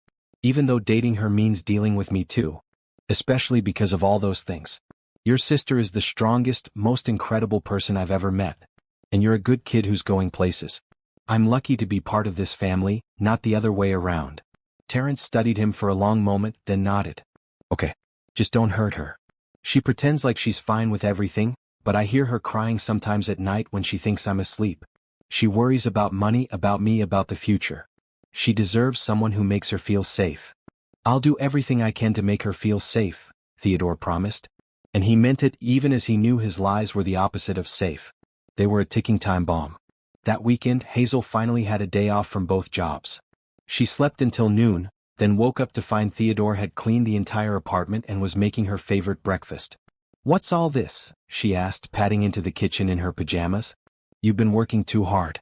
I wanted to do something nice. They ate together, and Theodore watched the tension slowly leave Hazel's shoulders. After breakfast, she curled up next to him on the couch. I've been thinking about Patricia's investment offer, Hazel said. I want to accept it. With that money and Linda's shifts, I can save up enough to hire a full-time assistant manager. That would free up my time to focus on growth. Maybe by next year we could look at a second location. That's a great plan. And I want you to be my official business partner. Not just someone who helps out but listed on all the paperwork. We could do a 60-40 split with you having 40%. You've put in so much work already and you have all the business knowledge I need. What do you think? Theodore's chest tightened. She was offering him a real partnership in something she'd built, something that only existed because of his manipulation. How could he accept that? Hazel, I can't take 40% of your business. You built this. It's your dream. But I couldn't have done it without you. Come on, Theodore. We're a team. Let's make it official. Before Theodore could respond, his phone rang. Richard. The call he'd been dreading. I'm sorry, I have to take this, Theodore said, stepping into the bedroom. Theo, we have a major problem, Richard said urgently. The Forbes issue hits newsstands tomorrow. The one with your profile. They moved up the publication date because of some tech industry scandal they wanted to include. Your face is going to be on the cover, listed as one of the top 10 CEOs under 40. It's going to be everywhere. Theodore's blood ran cold. Can we stop it? It's already printed. There's no stopping it now. You need to tell Hazel today. Right now. Before she sees it and finds out some other way. Theodore ended the call and stood there, staring at his reflection in the bedroom mirror. This was it. The moment he'd been dreading and postponing for months. There was no more time. No more excuses. He walked back into the living room where Hazel was scrolling through her phone, probably looking at bakery suppliers. She looked up and smiled, and Theodore memorized that smile, afraid it might be the last time he'd see it. Hazel, we need to talk. It's important. She set down her phone, concern crossing her face. What's wrong? You look serious. Theodore sat down across from her and took a deep breath. There's something I need to tell you. Something I should have told you months ago, but I was too scared and too stupid to be honest.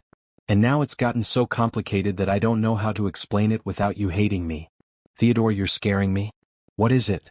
My name isn't Theodore Collins, he started. I mean, it is Theodore, but my last name is Colton. And I'm not a struggling freelance web designer. I'm the CEO of Colton Technologies. I have a net worth of about $3 billion. I've been lying to you since the day we met. Hazel stared at him, not comprehending. What are you talking about? The night my credit card was declined at the diner, that was a test. I've been pretending to be broke for 2 years, testing women to see if they'd love me for who I am rather than what I have. You were number 25. And when you paid for my meal without hesitation, when you showed me kindness without expecting anything in return, I knew you were different. But instead of telling you the truth, I kept lying. I kept testing. I wanted to make absolutely sure. You've been lying to me for months? Hazel's voice was quiet, dangerous. About who you are. About your whole life. Yes. And it gets worse. The grant you received? That was me. The investment opportunity? Also me. Terrence's robotics camp scholarship? Me. The reason your bakery has been so successful? Because I've been manipulating everything behind the scenes to ensure it. Hazel stood up abruptly, her face pale. You've been controlling my life? Making me think I was succeeding on my own when it was all you? No, Hazel, you are succeeding on your own. Your talent is real. Your hard work is real. I just made sure you had the opportunities you deserved. You made sure. Hazel's voice rose. You don't get to decide what I deserve. You don't get to play God with my life and then act like you were doing me a favor. I know how it sounds, but I love you. That part was never a lie. Everything I feel for you is completely real. How can I believe that when everything else was fake? Our whole relationship is built on lies, Theodore. Or should I call you Mr. Colton? I don't even know who you really are. I'm the same person. The person who helped Terrence with his homework, who sits with you at the bakery, who loves you more than anything. That person is real. Hazel laughed bitterly. The person who moved into my apartment pretending to need help with rent? The person who let me worry about money while sitting on billions of dollars? The person who watched me work myself to exhaustion and never once thought to just be honest. I wanted to tell you so many times. I almost did several times. But I was terrified of losing you. So instead you kept lying. For months. While I fell in love with someone who doesn't even exist. Tears were streaming down Hazel's face now. I trusted you. I told you things I've never told anyone. I let you into my life, into my family. And all of it was based on a lie. Not all of it. My feelings for you are real. The way I feel about Terrence is real. The life we were building. We weren't building anything, Hazel cut him off. You were building a fantasy where you got to play pretend, and I was just your unknowing co-star. Did you enjoy it? Watching me struggle while you knew you could fix everything with a phone call? It wasn't like that. Then what was it like? Explain to me how any of this was okay. Theodore tried to find the words, but they all sounded hollow. I thought I was protecting myself. After my divorce, after being used for my money so many times, I just wanted to know that someone could love me for me. So you lied to find true love? Do you hear how messed up that is? Hazel wrapped her arms around herself. You know what the worst part is? I would have loved you anyway. Rich or poor, CEO or web designer. I fell in love with the person you showed me, the person who was kind and supportive and real. Or at least I thought he was real. But that person was just a character you were playing. That's not true. I never faked who I am, just what I have. Those things are connected, Theodore. Who you are includes your choices, your values, your integrity. And you chose to lie. To me, to Terrence, for months. That tells me exactly who you are. Theodore felt panic rising in his chest. This was going even worse than he'd feared. Please, Hazel. Let me make this right. I'll do whatever it takes. You can't make this right. You can't undo months of lies with an apology. Hazel walked to the door and opened it. I need you to leave. Now. Hazel. Get out. Please. I can't even look at you right now. Theodore stood there, desperate to say something that would fix this, but there was nothing. He destroyed everything with his deception. Slowly he walked to the door, pausing in front of Hazel. I'm sorry. I'm so sorry. Hazel didn't respond. She just stared past him, her face streaked with tears. Theodore left the apartment, hearing the door close firmly behind him. He stood in the hallway feeling like his world had just ended. And maybe it had. Because the one thing that had made him truly happy, truly alive, was now lost. And it was entirely his own fault. Theodore pulled out his phone and called Richard. She knows. I told her everything and she kicked me out. I'm sorry, Theo. What are you going to do? I don't know. But I have to fix this. I have to make her understand. Maybe you need to give her space. Let her process everything. But Theodore wasn't ready to give up. He couldn't. Hazel was his future, his home, his everything. He'd spent years looking for real love and he'd found it. He just had to make her see that despite the lies, what they had was worth fighting for. He just hoped it wasn't too late. Theodore spent that night in his penthouse for the first time in months. The space felt cold and empty, nothing like the small apartment that had become home. He didn't sleep. He just sat by the floor-to-ceiling windows, watching the city lights and replaying every moment of his confession in his mind. By morning, the Forbes issue had hit newsstands. His phone was flooded with messages from business associates, investors, and press requests. His face stared back from magazine covers across the city. Theodore Colton, the billionaire CEO revolutionizing tech. Richard showed up at 7 with coffee and bagels that Theodore didn't touch. The press knows something is up, Richard said. Apparently there are photos of you at some diner in Riverside District, and people are putting together that you've been living a double life. They're trying to figure out why. I don't care about the press.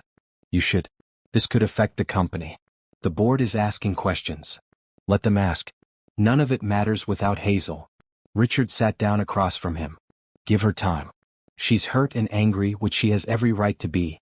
But maybe once the shock wears off, she'll be willing to listen. What if she's not? What if I ruin the best thing in my life permanently? Then you'll learn from it. And you'll do better next time. There won't be a next time. It's her or no one. Theodore spent the next 3 days trying to give Hazel space while also showing her he wasn't giving up. He had flowers delivered to Brooks and butter, which she sent back. He tried calling, but she didn't answer.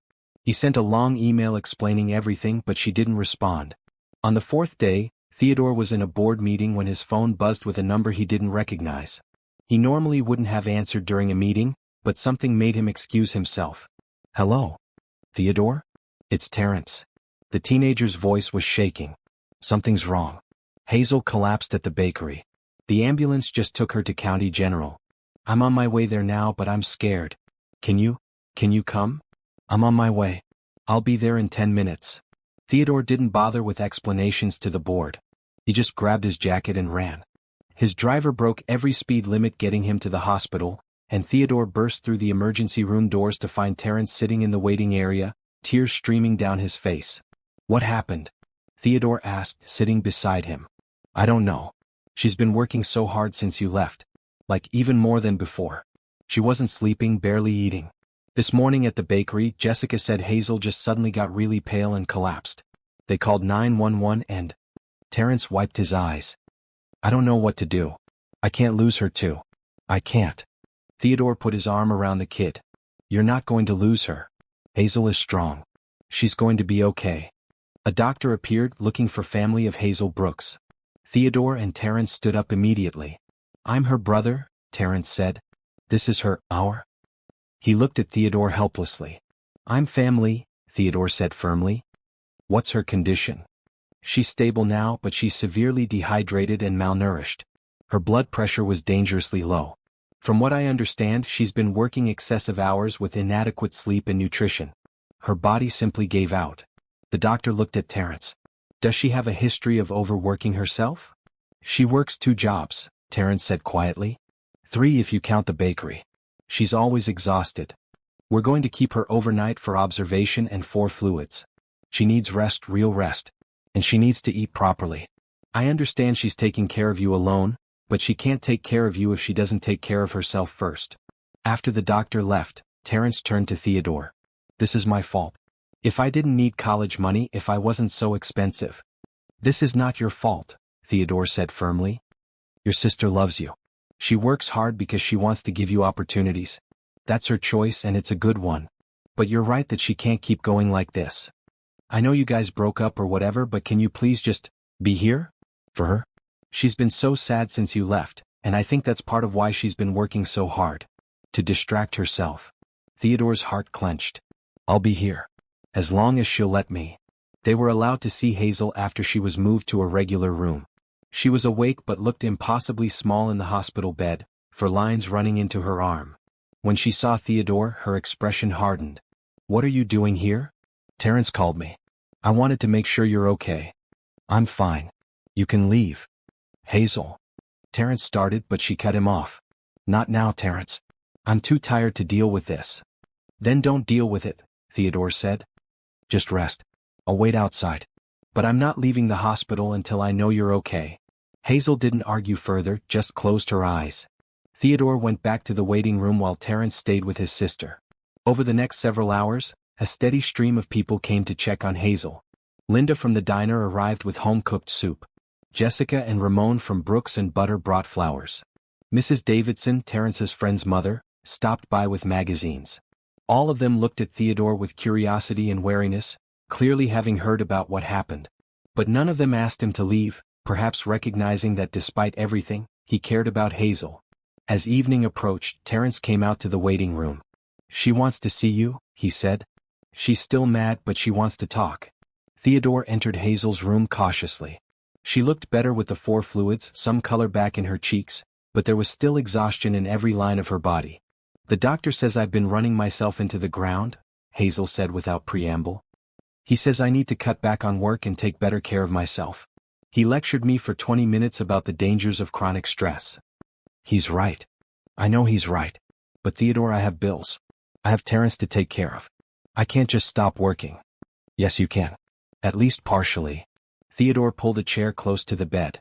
Quit the diner. Focus on Brooks and Butter and nothing else.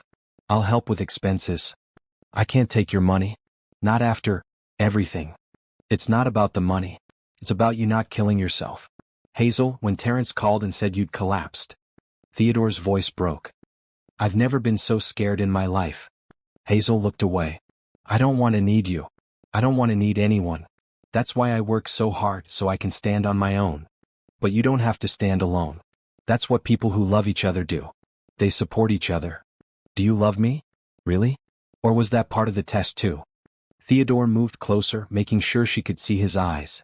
I love you. More than I've ever loved anyone. That was never a lie, never a game. The test ended the night you paid for my meal. Everything after that was real. But you kept lying. I did. And I was wrong. I was so terrified of being hurt again that I hurt you instead. There's no excuse for that. But Hazel, please believe me when I say that my love for you is the most real thing in my life. Hazel's eyes filled with tears. I loved you too. I still do, which makes this so much worse. I fell in love with who I thought you were, but I don't even know who the real you is. The real me is the person who sat with Terrence in the hospital. The real me is the person who helped you taste test recipes at 2 in the morning. The real me is the person who wants to spend the rest of his life making you happy. Theodore took her hand carefully. The money doesn't change who I am, Hazel. It just changes what I can do. But I'm still the same person who loves you. You lied to me for months, Theodore. You let me think I was succeeding on my own when you were pulling strings behind the scenes. How am I supposed to trust you again? I don't know. But I'll do whatever it takes to earn that trust back. I'll be completely transparent from now on.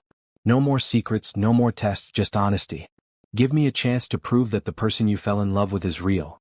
Hazel closed her eyes, tears slipping down her cheeks. I'm too tired to make any decisions right now. I just want to sleep. Then sleep. I'll be here when you wake up. Theodore, I don't think. I'll be in the waiting room. Not going anywhere. Just in case you need anything. Theodore left the room and returned to the waiting area. Terrence was texting someone, probably his friends, updating them on Hazel's condition. Is she okay? The teenager asked. She will be. But she needs rest, real rest. And she needs to stop working herself into the ground. Can you help her do that? Even if you guys aren't together anymore? Theodore looked at this kid who'd become like a brother to him. I'll always help her. Always. That's not going to change no matter what happens between us. Terrence nodded. Good. Because she needs you. She won't admit it, but she does. They spent the night at the hospital. Theodore dozed in uncomfortable waiting room chairs, checking on Hazel every few hours.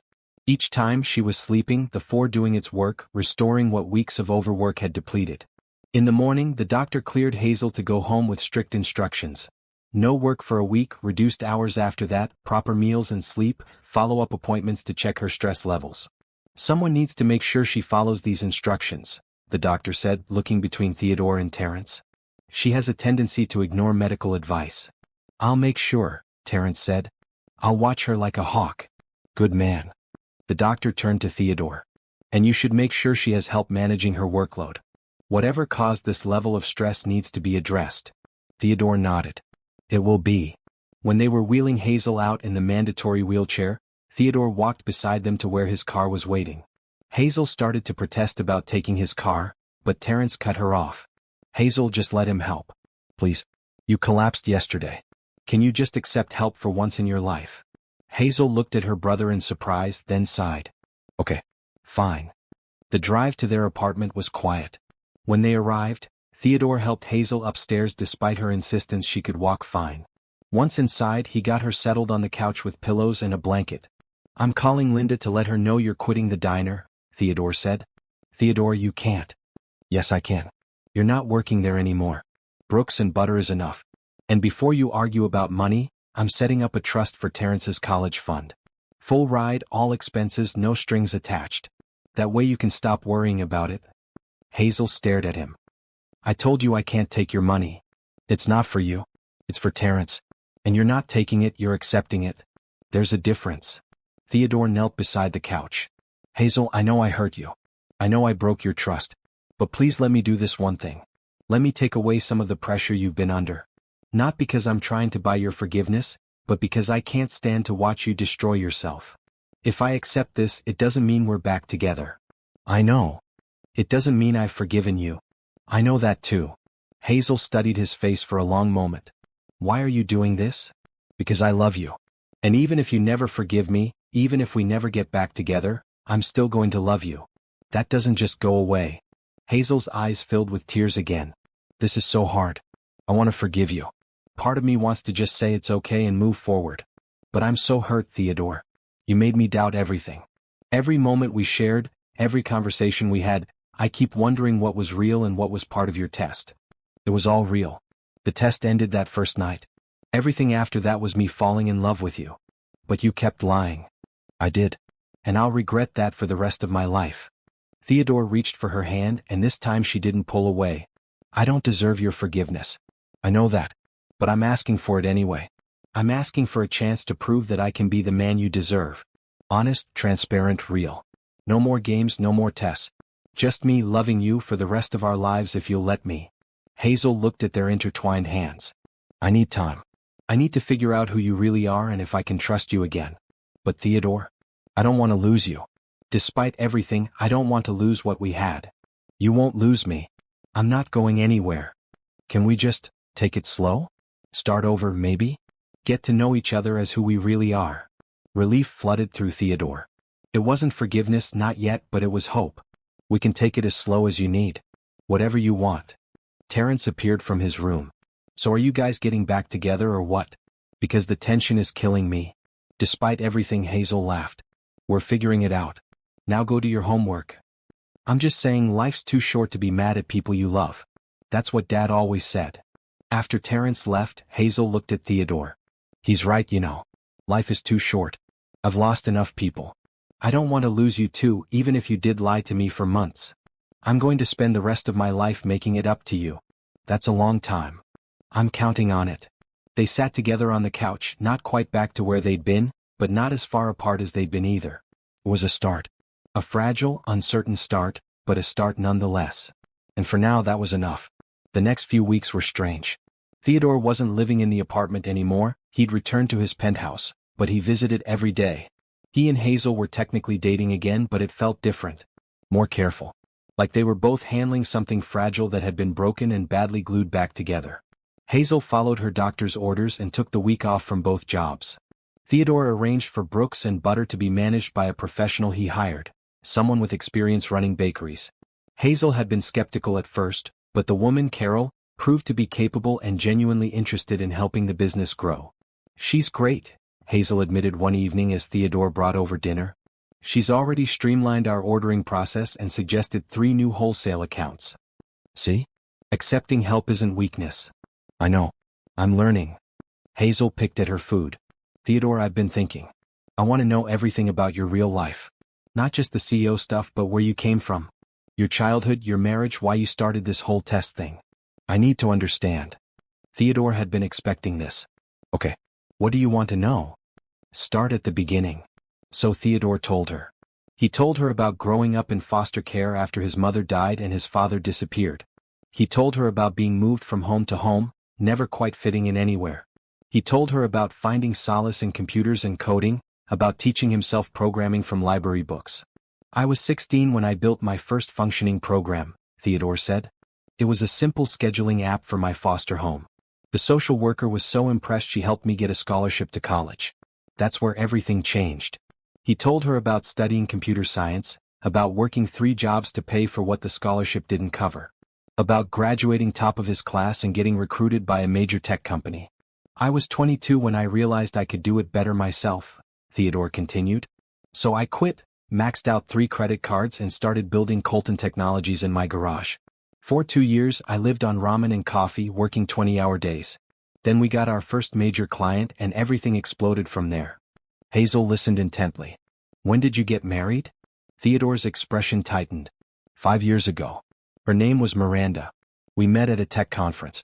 She was beautiful, charming, seemed genuinely interested in my work. We got married after dating for 8 months. Everything seemed perfect. What happened? I found out she'd been cheating on me with a venture capitalist who was worth more than I was at the time. When I confronted her, she didn't even deny it. She said. Theodore paused, the memory still painful. She said I was a stepping stone. That she'd married me for the money and connections and she'd found someone with more of both. She took me for $30 million in the divorce and laughed when I said I'd loved her. Hazel reached for his hand. I'm sorry. After that, women started coming out of nowhere. All of them interested, all of them beautiful, all of them clearly calculating my net worth before deciding how charming to be. I tried dating. Honestly for about a year, but every single woman either wanted my money or wanted to be seen with me because of my status. No one seemed to care about me as a person. So you started the test.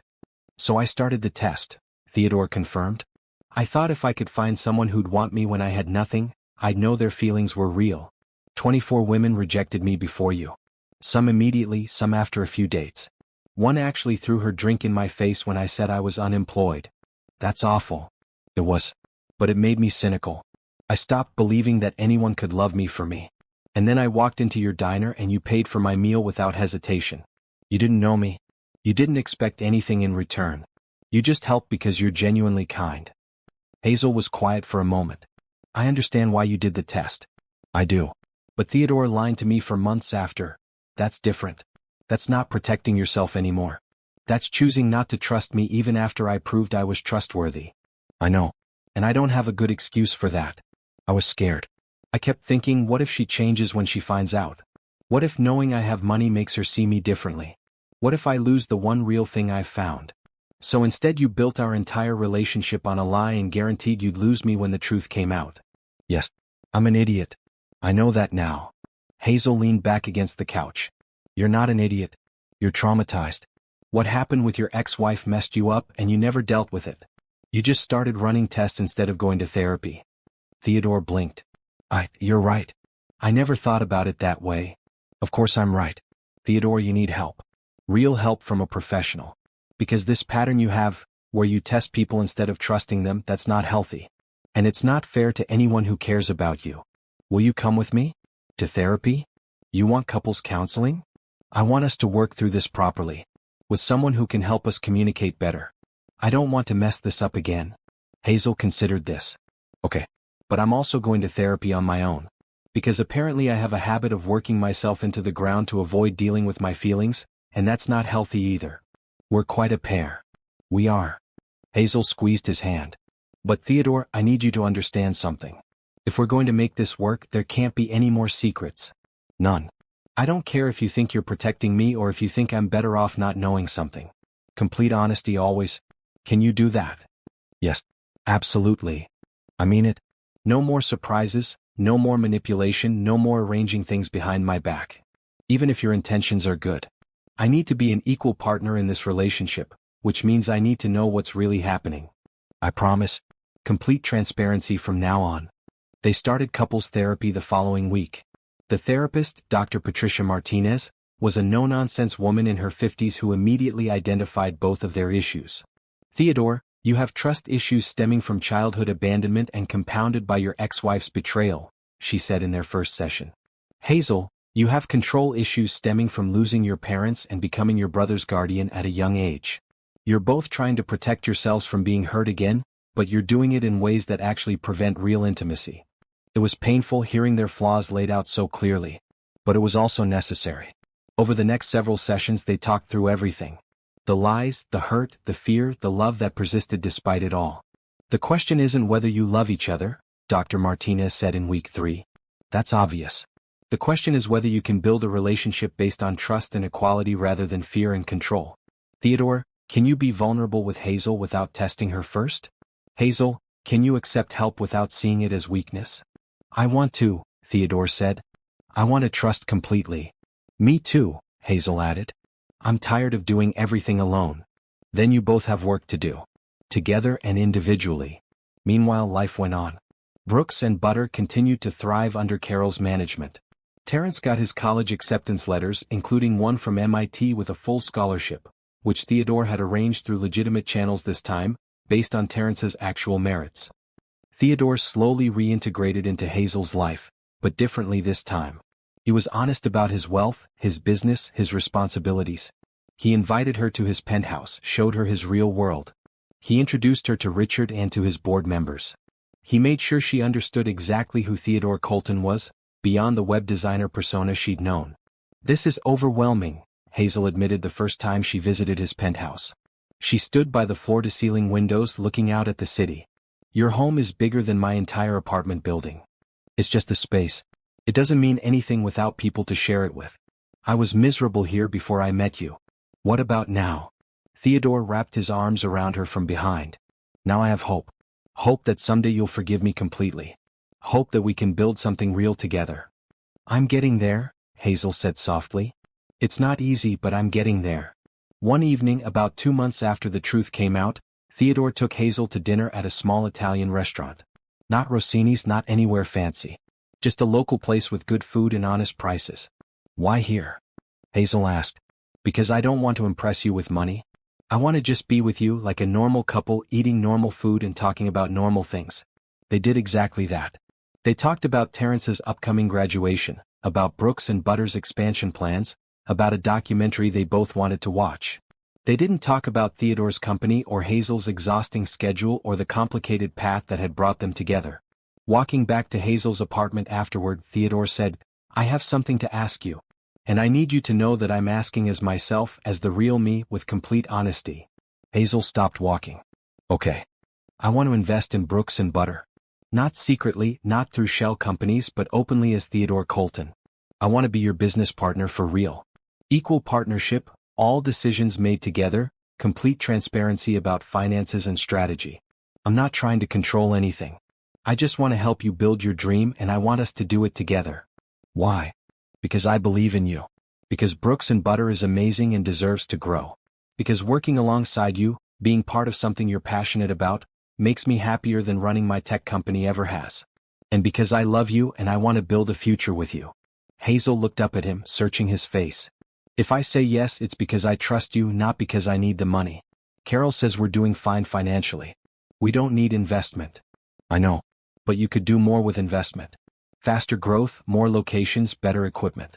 Not because you need it, but because it would help you achieve your vision. And you'd really be an equal partner? No secret manipulation, no controlling things from behind the scenes. Equal partnership. I promise. We make all decisions together. I'll teach you everything I know about business, and you'll teach me everything you know about baking. We'll figure it out together. Hazel was quiet for a long moment. Then she nodded. Okay. Yes. Let's be real partners. Theodore felt relief and joy wash over him. Really? Really? But Theodore, if you lie to me again, if you do anything behind my back, that's it. I'll walk away and never look back. I mean that. I understand. Complete honesty. Always.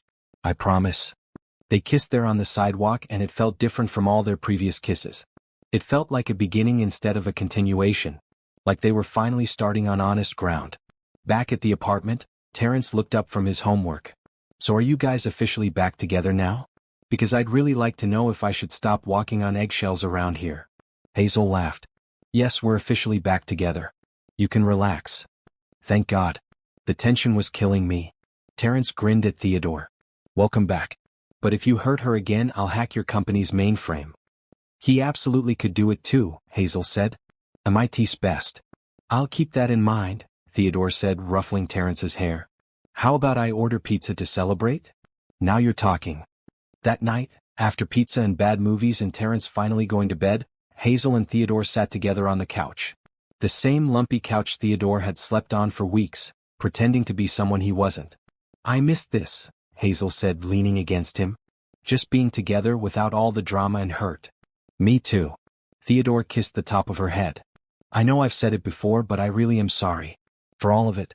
You deserved honesty from the beginning. You're right, I did.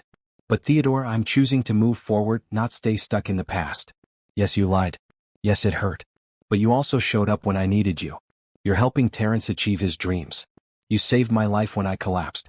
And you're willing to do the hard work to make this relationship real. That has to count for something. It does. And I'm going to spend every day earning your trust. I know you will. Hazel tilted her face up to kiss him. And I'm going to work on letting you in completely, on accepting help without seeing it as failure. We're both going to do better. Together. Together. They sat in comfortable silence, and Theodore realized something. This small apartment, with its lumpy couch and second-hand furniture and sounds of the city outside, felt more like home than his penthouse ever had. Not because of the space, but because of the people in it. Hazel and Terrence had become his family. The first real family he'd had since his mother died. And he wasn't going to lose that. Not to his own fears, not to his past trauma, not to anything. He'd found something real. Finally, actually real. And he was going to hold on to it with everything he had. Outside, the city hummed with life. Brooks and Butter sat quiet and dark, waiting for tomorrow's customers. Theodore's company continued operating, making money he didn't need but provided security he craved. Terrence's future waited, bright and full of promise. But in this moment, in this apartment, with Hazel in his arms and trust slowly rebuilding between them, Theodore Colton had everything he'd been searching for all along. And this time he wasn't going to let it go. 6 months later, Hazel stood in front of the second location of Brooks and Butter, watching workers hang the sign. The new bakery was in a trendier part of downtown, with more foot traffic and higher visibility. It had been Theodore's idea, but they'd made every decision together, just like they'd promised. It looks perfect, Theodore said, coming up beside her with 2 coffees. Your mom would be proud. Hazel accepted the coffee and leaned against him. I think she would be. Though she'd probably say I was being too ambitious, opening a second location so soon. Your mom didn't know about me. With proper investment and management, there's no reason Brooks and Butter can't become a regional brand. Maybe even national someday. One step at a time, Colton. Let's make sure this location works first. They'd fallen into an easy partnership over the past months. Theodore had invested $2 million in Brooks and Butter, and in return he held 30% equity and served as co-CEO alongside Hazel. It was a real partnership in every sense. They met weekly to review finances, strategy, and operations. They disagreed sometimes, usually about pace of growth. Theodore wanted faster, Hazel preferred more cautious. But they always talked through their differences. More importantly, Theodore had kept his promise about complete honesty. He told Hazel everything about his business dealings, his wealth, his commitments. When he had to travel for Colton Technologies, he invited her along when possible. When he couldn't, he video called every night to tell her about his day. Transparency is exhausting sometimes, Theodore had admitted one evening. I'm not used to explaining every decision, every meeting, every expenditure. Get used to it, Hazel had replied. That's what real relationships look like. No secrets, no surprises. Their therapy sessions had helped enormously. Dr. Martinez had taught them communication tools that they used religiously. When Theodore felt himself wanting to fix something for Hazel without asking, he paused and asked instead. When Hazel felt herself pulling away or trying to handle everything alone, she forced herself to reach out for help. It wasn't perfect. They still had arguments. Theodore still sometimes slipped into his old habit of trying to control situations from behind the scenes, and Hazel still sometimes pushed herself too hard rather than accepting help. But now they recognized those patterns and called each other out on them. I'm proud of us, Hazel said, watching the sign go up. We've come a long way from that night in the diner. The night you saved me from embarrassment and paid for my meal? The night you started lying to me, you mean? But Hazel was smiling. They could joke about it now, though it had taken months to get there. I prefer my version of the story. I bet you do. The new location opened 2 weeks later to massive crowds. The publicity from Theodore's involvement had helped. Business journals had covered the story of the billionaire CEO investing in a local bakery, but it was Hazel's baking that kept people coming back. Her cinnamon rolls had developed a cult following, and the chocolate cake that used her mother's recipe regularly sold out before noon. Terrence, now graduated and preparing to start at MIT in the fall, had become the unofficial social media manager for Brooks and Butter. His posts and videos had gone viral several times, bringing in customers from across the region. You're a natural entrepreneur, Theodore told the kid one evening at dinner. Ever thought about business school after your engineering degree? Maybe. But right now I'm just excited to finally be going to college. And to stop being the third wheel at family dinners. Terrence grinned. You guys are getting really obvious about the whole being in love thing. We're not that obvious, Hazel protested. You literally just fed him a bite of your dessert. You never share food. Theodore laughed. He's got you there. These dinners had become a weekly tradition. Every Sunday the three of them gathered at Theodore's penthouse or Hazel's apartment. They'd moved to a bigger place but kept it modest, and cooked together. It was family time, real family time, and Theodore treasured it. One Sunday, about 8 months after the truth came out, Theodore made an announcement over dessert. I'm stepping down as CEO of Colton Technologies. Both Hazel and Terrence stared at him. What? Hazel said. What? I thought you loved that company. I built it and I'm proud of what it's become. But I don't love running it anymore. I haven't for a while.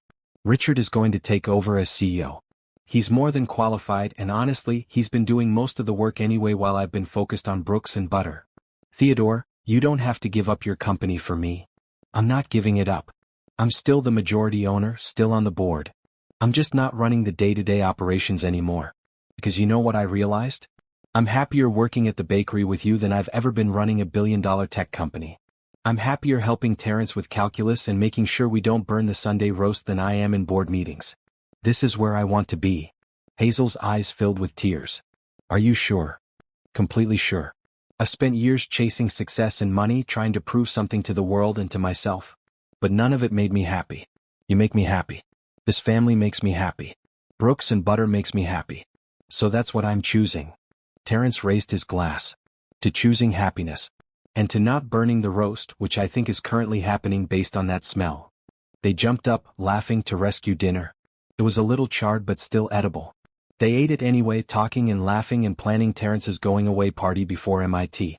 Later, after Terrence had gone to study, Hazel and Theodore sat on her apartment balcony, looking out at the city lights. I have something for you, Theodore said. He pulled out a small box, but before Hazel could panic, he opened it to reveal a key. It's to the penthouse. I want you to have your own key, come and go as you please. I know we're not ready to live together again yet, but I want you to feel like you have a space there. Like it's your home too. Hazel took the key, running her thumb over it. This is a big step. I know. No pressure. But Hazel, I'm in this for the long term. I want us to build a life together at whatever pace feels right for you. Marriage, living together, whatever the future holds, I want to do it with you. Did you just propose? Theodore smiled. Not yet. When I propose, you'll know it. This is just me telling you my intentions. Complete transparency, remember? I love you, Hazel said. I love who you really are, not the persona, not the money, just you. The person who helps my brother with homework and taste tests recipes at midnight and is willing to walk away from $1 billion company to work at a bakery. I love you too. So much. They kissed as the city sparkled below them, and Theodore felt complete in a way he never had before. He'd spent years looking for someone who would love him despite his wealth, but what he'd found was something better. Someone who loved him because of who he was, wealth included but not defining. Someone who saw all of him, the good and the bad, the past mistakes and the current efforts to do better. 3 months later, on the anniversary of the day they'd met in the diner, Theodore took Hazel back to Riverside Diner. Linda was still running the place, though Hazel had convinced her to finally hire enough staff that she wasn't working herself to death. They sat in the same booth by the window where Theodore had first sat, where Hazel had served him coffee and paid for his meal without hesitation. This is where it all started, Theodore said. Where you showed me what real kindness looks like. This is where you lied to me about your identity, Hazel corrected, but she was smiling. That too. Theodore reached across the table and took her hand. Hazel Brooks, I have something to ask you and I'm going to do it with complete honesty this time. No games, no tests, no deception. Just the truth. He slid out of the booth and knelt beside the table. Hazel's eyes went wide as he pulled out a ring box. The truth is that you're the best thing that ever happened to me. The truth is that I love you more than I thought it was possible to love anyone. The truth is that I want to spend the rest of my life making you happy, supporting your dreams, and being your equal partner in everything. Will you marry me? Hazel was crying now, but she was also laughing. You're proposing in the diner where we met? That's actually perfect. Is that a yes? That's a yes. Absolutely yes. Theodore slipped the ring onto her finger, and the entire diner burst into applause. Theodore realized that the restaurant was full of familiar faces. Terrence was there holding up his phone to record. Richard and Carol were there. Jessica and Ramon from the bakery. Linda behind the counter. Even Mrs. Davidson and some of Terrence's friends. Did you plan this? Hazel asked. I wanted everyone who loves you to be here. Is that okay? It's more than okay. It's perfect. They kissed while everyone cheered, and Theodore felt like his journey had finally come full circle. He'd started with a test, looking for someone who would love him without his money. But what he'd found was someone who loved him completely, money and all, flaws and strengths, past mistakes and current growth. Hazel had taught him that love wasn't about tests or tricks or protection. It was about vulnerability and honesty and showing up for each other, even when it was hard. Especially when it was hard. I have one condition, Hazel said as they sat back down, her new ring catching the light. Name it. Complete honesty. Always. Forever. No more secrets, no more lies, no more tests. If we're doing this, we're doing it for real. Deal. I wouldn't want it any other way. They celebrated that night with everyone they loved. Terrence gave an embarrassingly heartfelt toast about how Theodore had become like a brother to him. Richard joked about how Theodore had driven him crazy during the whole deception period. Linda presented them with a special dessert, saying it was on the house, just like that first meal had been. As the party wound down and people started leaving, Hazel and Theodore found themselves alone at their booth once more. You know what I was thinking about earlier? Hazel said. That night you came in here with your declined credit card, I almost didn't pay for your meal. I was so tired and $10 was a lot for me back then. I almost just told you to wash dishes or something. Really? Really? But then I saw your face, how embarrassed you were, and I remembered what my mom used to say. That kindness costs nothing but can mean everything. So I paid, never imagining it would lead to this. I'm glad you did. Though I probably deserve to wash dishes after everything I put you through. Maybe. But you've more than made up for it. Hazel squeezed his hand. You came back, Theodore. After I kicked you out, after I said all those angry things, you came back and did the hard work to make things right. That means something. I'd come back 1,000 times. For you, I'd do anything. I know. And that's why I said yes. They left the diner hand in hand, walking out into the cool night air. The city hummed around them, full of life and possibility. Brooks and Butter sat dark a few blocks away, ready for tomorrow's customers. Terrence was heading home to pack for MIT. Theodore's penthouse waited, now truly a home because Hazel would be there. Everything had worked out. Not perfectly, not easily, but authentically. And that was better than any test Theodore could have designed. Because real love wasn't about perfect circumstances or ideal situations. It was about two imperfect people choosing each other, every single day despite the difficulties. It was about forgiveness and growth and building something together from honest foundations. Theodore Colton had spent years looking for someone to pass his test. But in the end, Hazel Brooks had tested him in ways he never expected. She'd tested his willingness to be vulnerable, to be honest, to put someone else's needs above his own fears. She'd tested whether he could love without controlling, trust without testing, give without manipulation. And he'd passed. Eventually. Imperfectly. But he'd passed.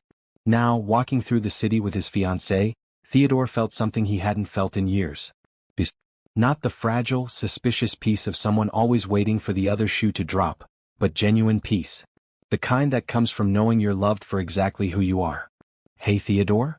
Hazel said as they reached her apartment building. "Yeah. Thank you for coming into my diner that night. Even if you were lying about your credit card." Theodore laughed. "Thank you for not letting me wash dishes. I'll never let you live that down, will I? Probably not. But that's okay. I've got the rest of our lives to make it up to you. The rest of our lives."